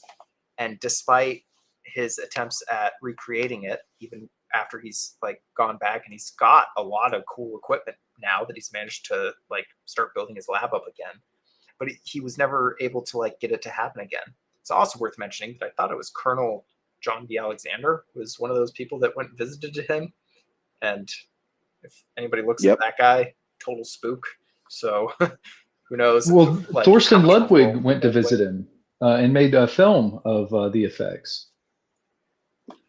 That too, yeah. I think Tim Ventura also did it too. Tim and I are pretty close. And, yeah, like Hutchinson effect is real. Like it's a real effect. It's just whatever it was that was able to allow for this effect, it was possible for a period of time, and then it was no longer possible. And then the other thing to that point is like Hutchinson would like set up a camera and he would set all this stuff up and he would like go away for like 6 hours and come back and nothing would have happened. But the moment he comes back, something happens. So like it seemed as though his presence was one of the usually required elements to make the effects happen, which again points towards maybe there's some kind of psi effect at play. Yeah, and if we tap it, or just the fact that his body could be a natural resonator for some of these. Like if you go back to the Keeley archive with John W. Keeley, he certainly, there was some evidence that, you know, by even being in the room where there's resonance happening, you can essentially affect the resonant cavity. But it was very obvious that, at least back in the day, in the like late 90s, early 2000s, Hutchinson never claimed he understood how any of this worked. He was never like boasting about, oh, I've got this all wrapped up. Like he would try to do his best, but he would always say, I'm by no means a physicist. I'm like a techno tinkerer, and I'm just basically a Tesla enthusiast. And he was collecting whatever he could. But the day I actually got to speak with him on the Art Bell show was a full moon, and I know Nathaniel's heard me say this before, so I'll be quick. But it's very relevant because somebody was on the phone waiting. Like I was on the wild card line because I had that on like hot dial, and I remember I wanted to ask John about his particular, like if he knew more about the Delta T antenna, because I had heard it was octahedral, and I wanted to know if he knew anything about it and what they'd used it for, kind of having to do with Montauk and the Philadelphia experiment. And I knew he was really all over this stuff, and he did actually know. But while I'm waiting on hold, somebody else comes on, and just to give a little pretext, I mean, Art was asking, he was really trying to drill down with John and like kind of help him with his radio knowledge parse out what was happening. And John was like, well, the best recollection, and I'm sure he was stoned half of the time, because like how could you not remember this? But he clued into the fact that it was because Art asked him like, when does stuff happen most successfully? When do you get this Hutchinson effect? And he goes, like almost like he didn't even think twice about this. He's like, well, when we put the Tesla coils into a geometric configuration, that seems to be pretty productive. And then somebody who was listening on hold, like I was on the phone, he comes in before me, and clearly an older dude who knew, like you can just tell from the guy's voice and his candor, he knew what he was talking about. And he says, John, you're so close to figuring it out. And I knew when he said by it, he's talking about these, how to create, because when you create an anti-gravitic field, it would appear, as from my humble understanding, that you're interacting with a vacuum domain ambient field, and therefore it creates vacuum domain, or VDOs, vacuum domain objects, right? And when he was talking about this guy comes on, he goes, John, you're so close. He goes, you need to get those Tesla coils onto a spinning table and be able to spin this. And my dad's, who's an engineer, I kind of ran this by him. I'm like, how would you port that much voltage through a table for multiple Tesla coils? That's a large amount of, you're going to have to. And my dad just looked at me. He goes, you're going to need a high voltage slip ring. And I'm like, well, where the hell are we going to get that from? He goes, well, they use them in helicopters. And I'm like, okay, that sounds expensive. Of course they are. Crazy expensive. So, it led me to believe that there's people out there that know, and as soon as you get close enough, they kind of bridge the gap for you to get to the other side and say, you're so close with this. And of course, there's rumors, maybe beyond rumors, and some documentation to state that the Germans were all over these high voltage discharge experiments to try and evoke this kind of response. So I think there is, some good evidence to show, and Salvador Payas kind of covers this with some of his unique amendments in his patents to state what you need to pull this off. And of course, Podkletnov, we see the same kind of idea with high voltage discharge. And so I think there's a couple different ways to go about this, but they all seem to be vectoring in on the same kind of disruptive field that has some kind of underlying geometric organization to it. Does that any of that ring any bells for you, Jarod? Dude, I gotta say that's one of the coolest things I've heard all night. I'm really? Going to pursue this idea of adding the angular momentum to Tesla coils, because that tracks with so many other things. Like, it's not even funny. The downside is that means that there's probably torsion, and I get sick whenever I think about torsion. So, no torsion. That's crucial. No, that's the thing. Why though? Because why? Because just space-time is ridiculously stiff. It's like the stiffest thing known to man. It's this mesh fabric that, in order to even dent that mesh fabric, you got to blow up a nuke. Like, it's crazy stiff. And then torsion comes along, And it's Yeah, like, yeah, exactly. oh, but it's not that stiff. You can massage it in this way, and you can make it do this stuff. So rather than needing like 20 gigavolts or whatever to like make a dent, you only need 20,000 volts. And it's just like the order of magnitude issue for torsion to actually work is the most unresolvable part of it that makes me sick whenever people bring it up. Is like, oh, maybe that's why such and such thing works, is because torsion. They just throw out torsion because you have a spinning, rotating field. But the problem is the actual like white papers out there on torsion are talking about the edges of black holes. Like it's a big difference in energy. Well, here's how to span the gap to a more micro scale. Look up Bruce De Palma's spinning ball projectile experiments. They're, I would say pretty trivial compared to Yevgeny Podkletnov's work, but underlying all this spin, which one?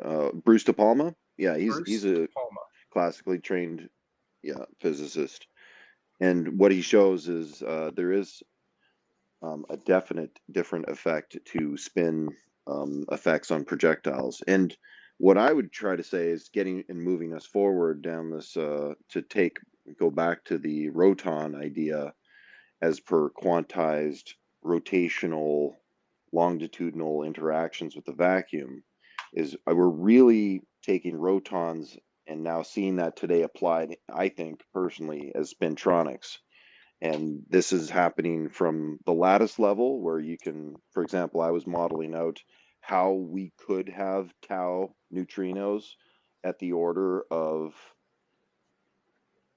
peta electron volts or peta electron volts. I mean, we're talking about very high level numbers. The fact that they're being measured in the atmosphere over Antarctica, again, going back to what you had said earlier, they only talk about tau neutrinos at this order around black holes and, extreme events. Neutrino reactions of this order would only be coming out of like really high cosmological scale. Now here in our atmosphere. Yes, but then we're saved by Roy D. But Herbert. I just want to make this go ahead. I don't know how he saves this, but here's the simple thing that it just came up with me trying to break this down with ChatGPT, is that it was suggesting there's some new math that's looking at engineering the lattice. And I was like, well, yeah, thanks. I know about it, but what do you know about it? And it was like, well, we know that a small tickle in the engineering of the lattice could have a rather pronounced effect. And I was kind of like, well, what if space-time itself has its own, like as we were discussing the Zitterbilligung, these trembling motions.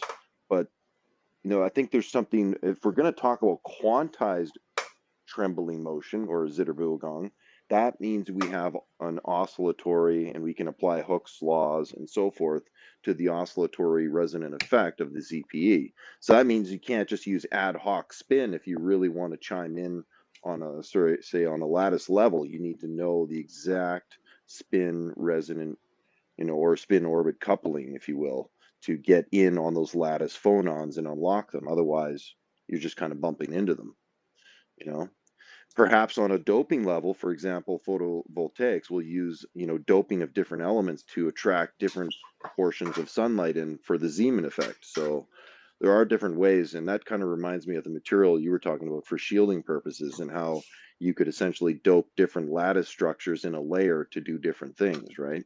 So lots of possibilities here. The hydroxyl radical group, where basically where the hydrogen line is, water, I think might be involved. I don't know. Seems like a pretty prominent thread throughout the cosmos,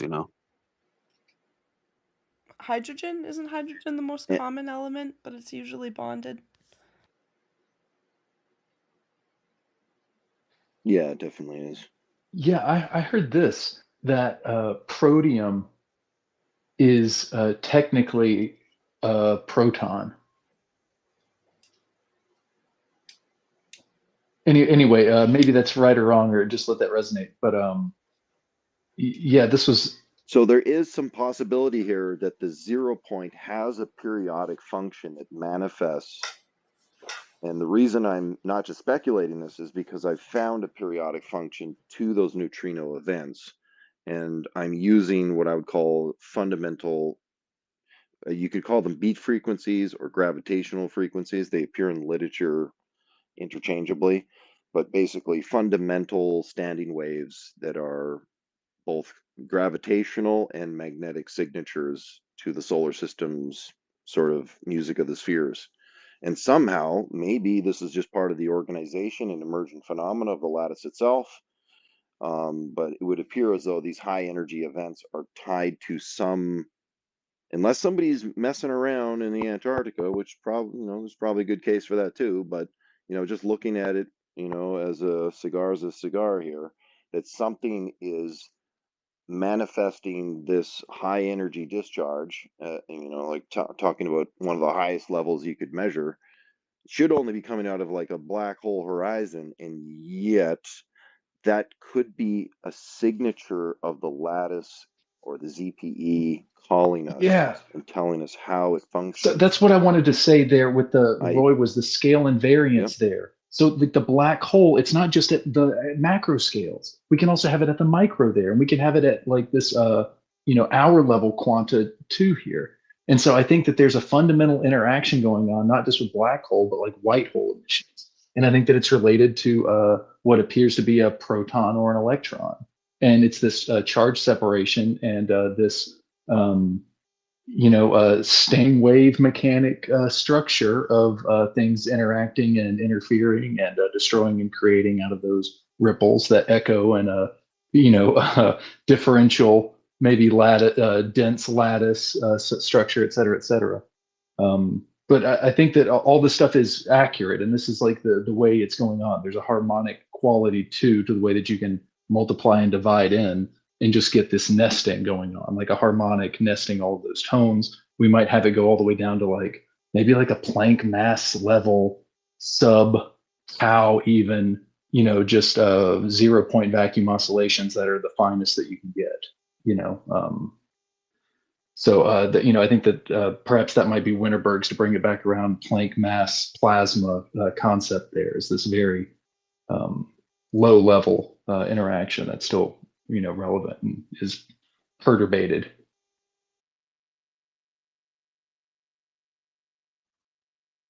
Yeah, this is going directly into quantum physics stuff, huh?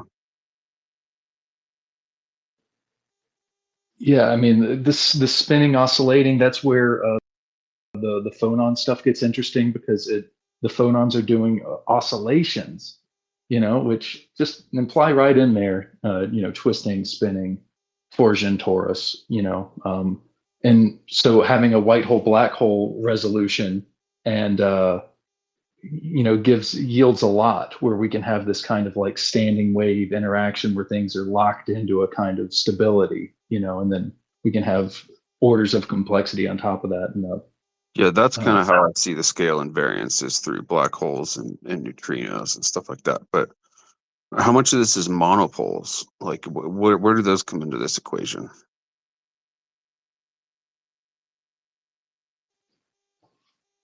That's a good question. But I think that that's what's happening with this basic two Tor complex, where in the center, what is created is a monopole, which is like a separation of like a destructive creative event. I think that's my language. But you tend to have this kind of everything is concentrated in this forward magnetic vector, which is able to create a boundary around, I guess, like the electric energetic potential inside of it. And therefore, that's the electrostatic confinement of the plasma. If I'm getting this wrong, please, anybody correct. But, so you've got this kind of omnidirection thing where it's asymmetric, I suppose. And also considering T. Townsend Brown was really, as we're now finding out, and just from the book "The Boy Who Discovered Gravity," and of course Jesse Michaels' work, he was just like Tolkien. We find out from his son, he was absolutely fascinated with this connection of Numenor being a Peleon Atlantis, going through a whole lexicon of linguistic feats. We find out from T. Townsend Brown's daughter that he was absolutely enthralled with this idea of sidereal radiation affecting his gravitational experiments. And of course, the frequencies that we're talking about that are in these sidereal frequency ranges are the same frequencies that I found in the tau neutrino connection, which is interesting because we got a letter that was leaked via WikiLeaks from Edgar Mitchell, the NASA astronaut, who's writing John Podesta, talking about how he believed that the tau neutrino was the basis of the ZPE. So now connect those two together. You got ZPE, an emergent phenomena being the tau neutrino, and the tau neutrino having some of the same basic harmonic or eigen frequencies driving it, then that are actually behind this gravitational effect. So that would kind of make sense. Well, that's Winterberg, right?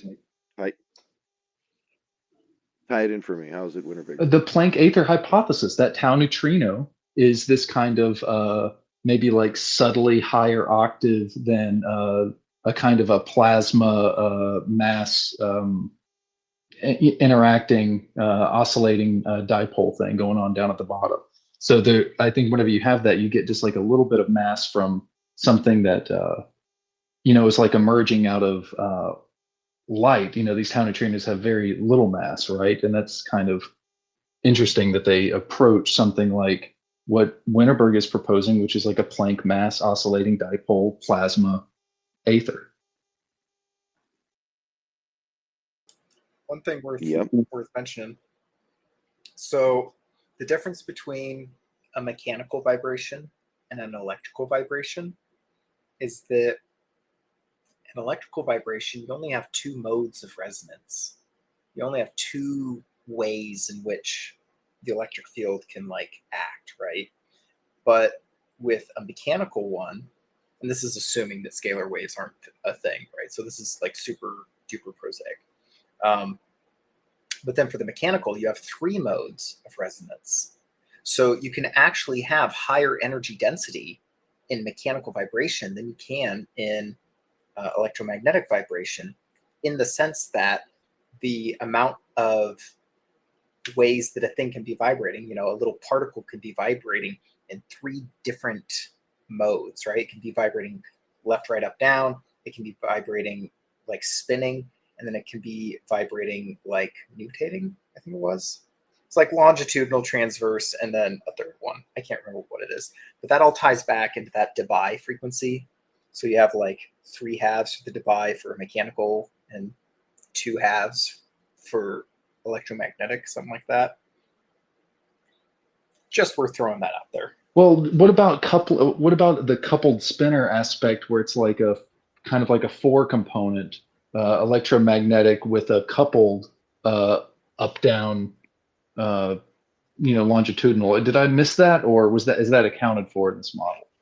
No, you explicitly said we're assuming scalar potentials on a thing. Sorry, forgot. Yeah, I'm going back off of the first of the two TR3B presentations I gave, where I was trying hard to figure out I can see the energy density that you need in this plasma ring. How can you get there? And that was one of the ways, is that you physically vibrate it using RF. You physically vibrate the plasma at the same time that you're adding in this twist and this electromagnetic component as well. So there's ways that you can add in a lot of energy into a small space by combining the electromagnetic, right, the photonic energy with the phononic energy. That's really great. Hollow, did you have something you wanted to add there? I wanted to play a clip of Stan Deo that we got, but go ahead. No, I think that's a really important point, that there's mutual resonance that are coming from two different sources, and they're constructively interfering and adding to the overall effect. So yeah, I think that's a super important point. And I'd love to dive into some actual examples, but continue on. We'll see if we can get back to that and circle around. Maybe you'd like to pick up on something there, Jarod?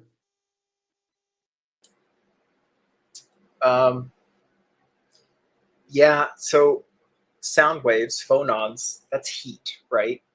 And it's also interesting when you start looking at what frequency the infrared heat spectrum tends to operate in, right? When you think of like looking at something with a thermal camera, what frequencies of light is that thing picking up? And it's in the lower terahertz, right? You have your normal band of 400 to 700 nanometers, which is like 700 to 400 terahertz or something like that. But then you get down into the lower terahertz, the longer wavelength, the infrared wavelength, which starts at about 1500 nanometers or like 100 terahertz or something like that.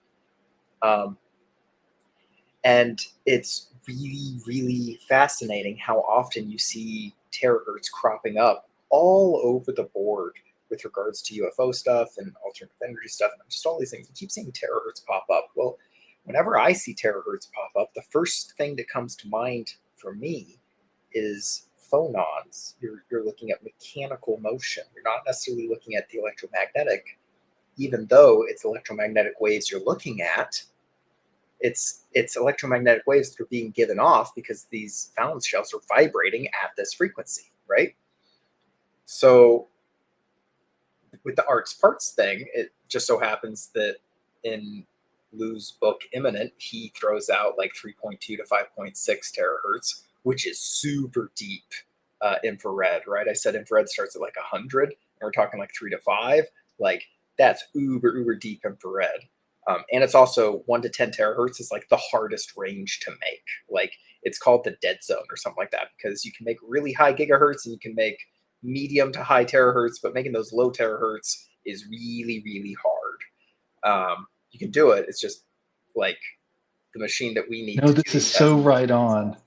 ELF, right? Extremely low frequencies. How put you know, I feel like this is the means of communication we were talking about earlier that might be a part of oscillation modulation, you know, to communicate across boundaries. ELF is like 100 hertz and below, I want to say, which if you look at the spectrum, there's these cool online ham radio tools that you can go on and use. You can listen to any like ham radio thing anywhere in the world for free online. It's websdr.org. You can look at the map and you can see whatever's close to you and you can see what bands they're in.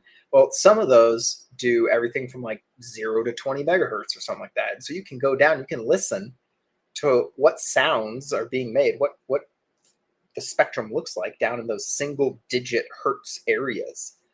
And the background noise is immense in those single digit frequency areas.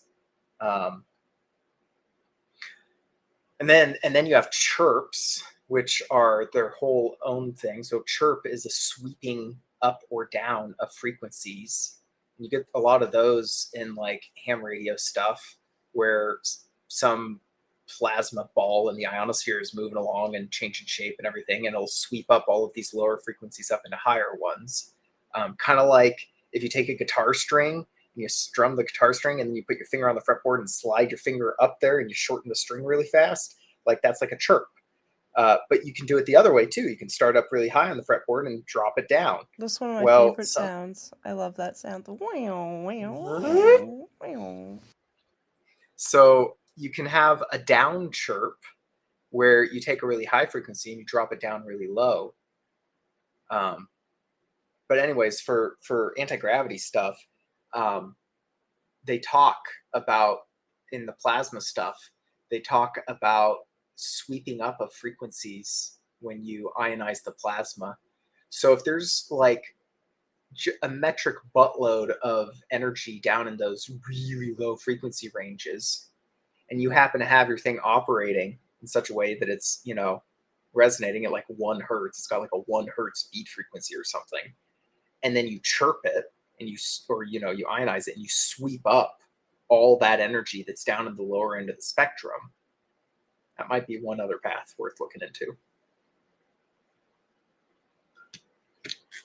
Yeah, a lot of chirps in the Jupiter or Jovian magnetosphere, which brings me to a little interesting interlude here. I did want to touch base on an ELF quiz question, which goes a little something like this, and then I'll parlay into the second part here having to do with Jovian, the secrets of plasma in the Jovian system, which is a worthy consideration here. But the idea of using ELF for well, let's just think about this. We have, so if you talk to any geophysicist, they'll tell you ELF is a highly absorbent, like it can go through a lot of ground, a lot of rock. It's very good at penetrating the seawater, which is why they use it for certain communications. Like HARP is on the outset said for communications, it was at least one of their tasks is to communicate with subs, right? And they're using ELFs. But here's the interesting thing is, how is it that the frequency, this is a little trick question, but it's something to consider. That the ELF frequencies that we call Schumann resonance are not being attenuated by, when in fact, a lot of the frequencies around ELF, they are being absorbed much readily by the ground and, into the seawater. And yet we have standing waves in distinct octaves from, around 7.5 to 7.8 hertz and in, multiple harmonics thereof. How is it that those frequencies are allowed to be standing and yet ELF in general doesn't have that property? This gets into the heart of what, yeah, go ahead. I have a really important thing on that. So the Schumann resonance stuff, it's not limited to the surface of the Earth. It goes all the way down to the core. Yeah, the surface attenuates it, but you also have RF coming from the core, from all that spinning magma stuff. You got RF coming from that, all this RF energy. And so the waveguide that we live in is not limited from the surface to the ionosphere. It's from the core to the ionosphere. And some of these waves that are coming up through the crust of the Earth, this is just what I've been told by one Black Project Insider guy, was that's a really important thing to pay attention to, is not just the waves coming from above, but the waves coming from below, which also actually might tie in, if Lazar is legit, he talks about his gravity A and his gravity B as being the gravitational wave that's coming from above versus the gravitational wave that's coming from the Earth or something like that. That could potentially tie into that you have the reflected energy coming down from the ionosphere as well as the reflected energy coming from the Earth up. The last thing I'll say on that is telluric currents with Tesla is also in that ELF range. Tesla played around a lot with trying to tap into those. I did some back of the envelope calculations on what it would take to actually harness that in a meaningful way, like his dream was. And basically you needed 100 acres of superconductors in order to do it, and you get about the same output. That's about the size you need to get the same output as solar. The difference being that it's happening 24/7. So you're getting the same amount of power in 24 hours that you'd get in 10 hours with solar, but it's 24 hours a day. And it's superconductor, so the cost is way high. Unless, of course, the scalar field grants you access to that kind of energy density. Yeah, if you can punch through the crust using scalar waves, hell yeah. But scalar waves are tricky, man. Well, reading Tesla's 1908 patent on wireless transmission, he states that he's found a frequency that travels at 1.5 times the speed of light, and he refers to it in the nomenclature of the day as this radiant or non-Hertzian field property. So that's kind of interesting because he's labeling out the specific speed frequency, if you will. But I'll just digress on that for a moment, because as we're talking about ionospheres, the holy grail of ionospheres to me is actually the Jovian system and the magnetosphere for that matter. And here off of Potsdam website here, which is I would say the leading authority on geomagnetic field study and plasma studies. They're studying, for example, the Whistler modes in the vicinity of Jupiter's moons. There's a whole host of very interesting standing waves and plasma ring structures between Jupiter and its moons. So very interesting what they say here. I'll just read a quick paragraph from this because this is absolutely what the core of my research has always been about. And I was really surprised that here it is on the German Research Center Geoscience website at University of Potsdam. They say here, observations of Jupiter's waves provides us unique opportunity to understand the fundamental processes that are relevant to laboratory plasmas and the quest for new energy sources and processes of acceleration and loss around the planets of the solar system and in the distant corners of the universe. Similar processes may occur in exoplanets orbiting other stars, and the understanding obtained in the study may help us detect whether exoplanets have magnetic fields. This study will provide us very important observational constraints for theoretical studies that will try to quantify tremendous increase in the wave power that they've basically been finding since Juno has been there. There's been some very unique energetic anomalies, and I'm glad that they're saying this, that they believe by actually looking at the system, they will be able to discover fundamentals about how plasma, works in these different resonant fields and harmonics, and that there's an actual system set up there to show us and to teach us how plasma innately can be configured in a harmonious exchange like this. So I find this very interesting because I truly not just believe that, I know for a fact that Jupiter's magnetic field holds the secret to harnessing plasma energy. And I'll just leave it at that. On the hexagon, is that Saturn or is that Jupiter? Help me out here. No, yeah, the hexagon's on Saturn. But one of the things, okay, so back to where we left off with the phonons, right? So the light waves have to be mechanical too. Am I wrong with that? And then if that's the case, like, I mean, what's the difference between light and plasma? I don't know. No, the light waves aren't mechanical. Light waves are electromagnetic.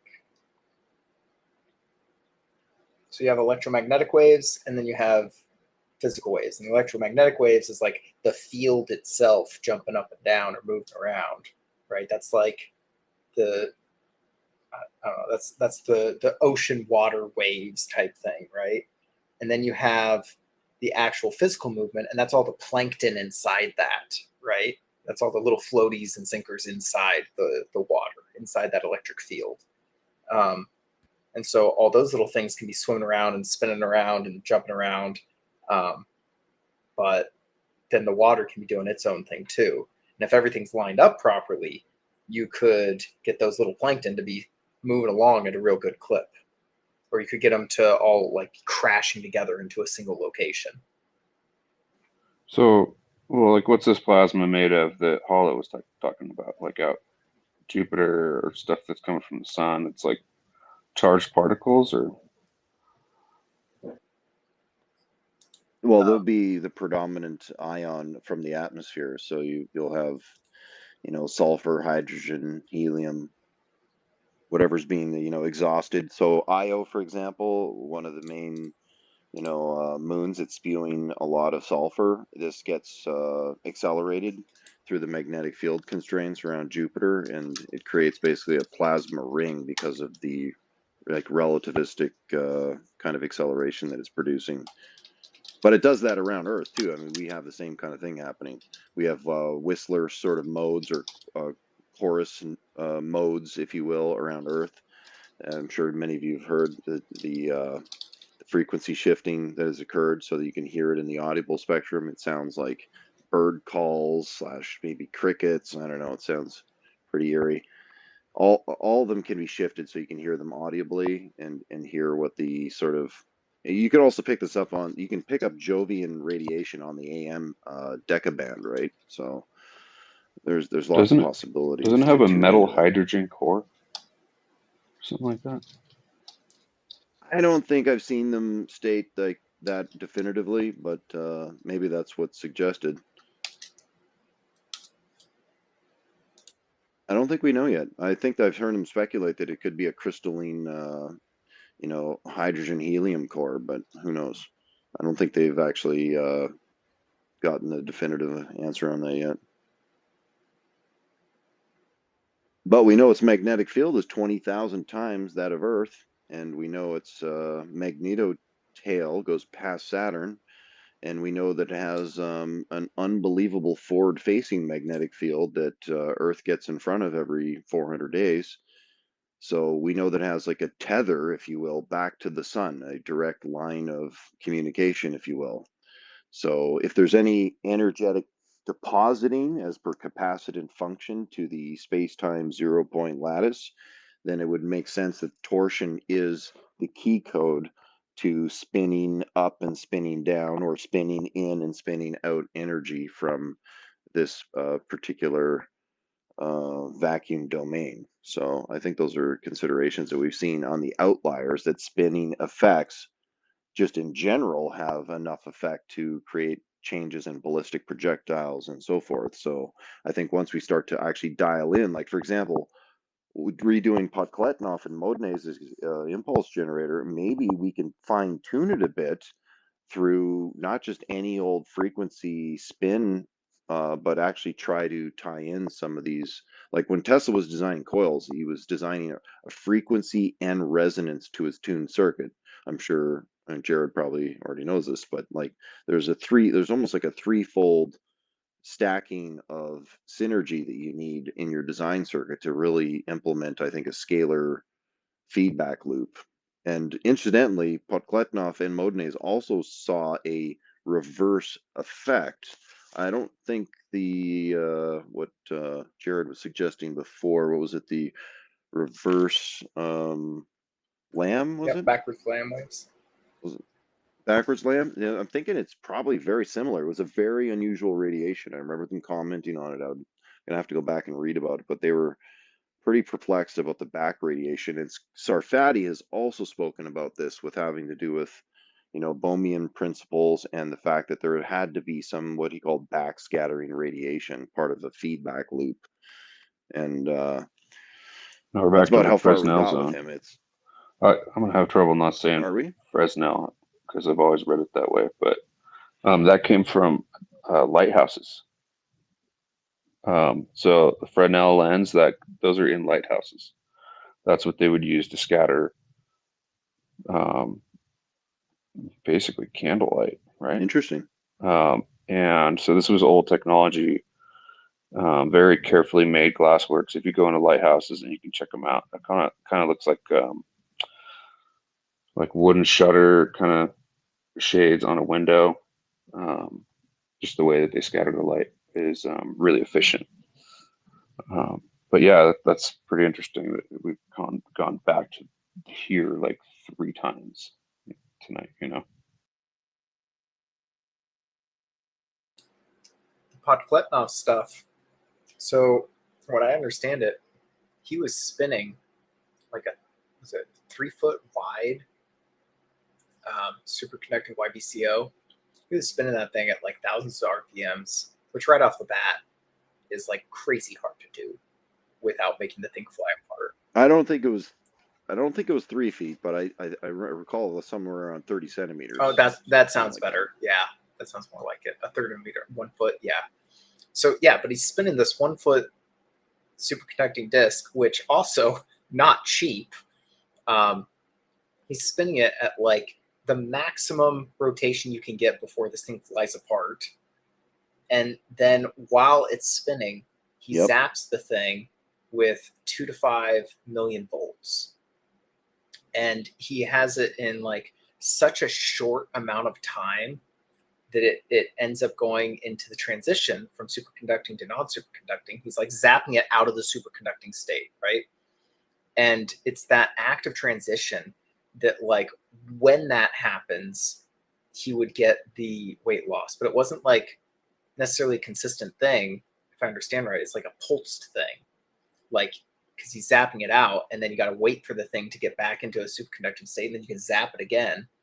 And like, that was Well, the impulse generator was like that, but initially, when he talked about running this at the University of Tampere in Finland, the reason they didn't even know what they had. They had one of their colleagues come in. They were late at night in the lab, and he came in and he was smoking his pipe. And Podkletnov is so funny. He's like, "I knew we were not supposed to be smoking in the lab. Okay, we know this." But Buddy comes in, he's smoking his pipe, and the smoke was being drawn. So this had to have been a continuous, not just an impulse, like the later experiment. So they must have had this thing running, like I would imagine, like a small hard drive in a cryogenic setting, because they had it on long enough that this guy's smoking his pipe, and his smoke is being drawn over the field, and not just in that room, but they checked every room above them because I think they were in a basement floor. Every single room above them had the same 2 to 3% loss of gravity. So it wasn't attenuated by any matter that they saw in the building.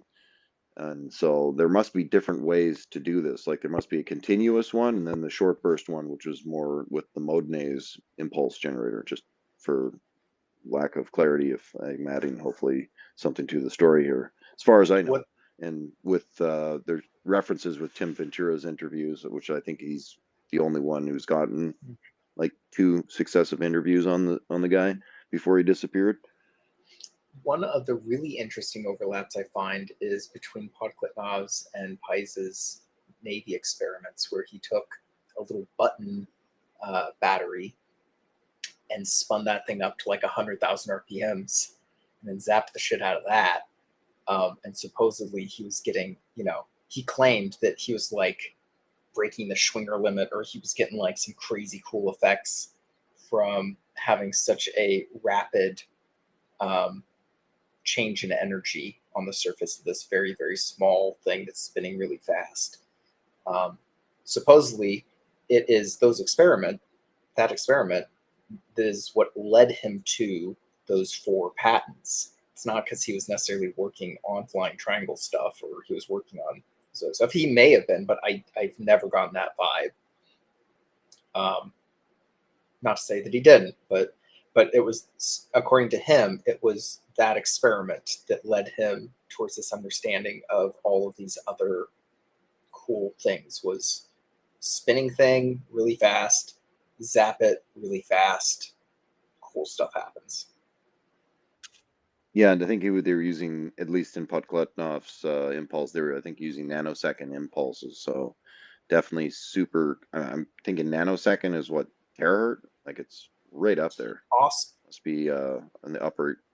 Also, Pice was vibrating the thing too. So you have all 3 elements, right? You got the angular momentum, you got the electric discharge, and you have the mechanical like vibration. And that was, from looking through his Navy docs, like that was one of the biggest, hardest things for him to get, was the megahertz transducer that could provide enough oomph to this thing to make it like get a high enough amplitude and fast enough vibration at that megahertz frequency of vibration for it to do it. Now, I did calculate out whether or not he was getting backwards Lamb waves in that thing, and there was very low likelihood he was. It was too small of a diameter and too thick.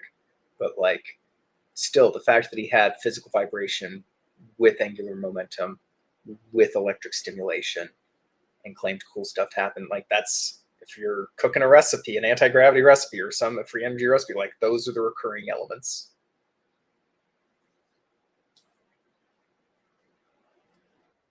So you've experimented with backward Lamb waves, and you've actually measured negative indices or negative refraction indices? So with the Graviflyer stuff that I did, I had to characterize the center disk to see if I was able to notice any change in this thing at these particular frequencies.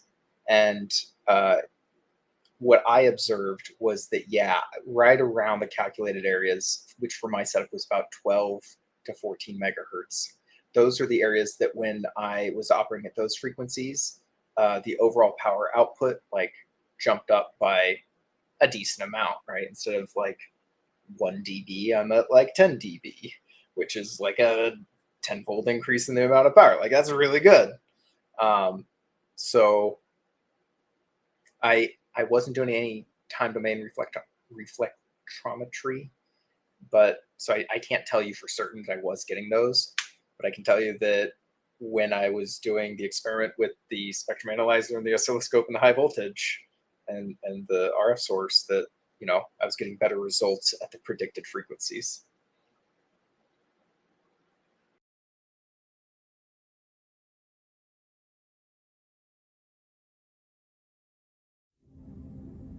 As above, so below. The human being finds himself, or herself, in the middle.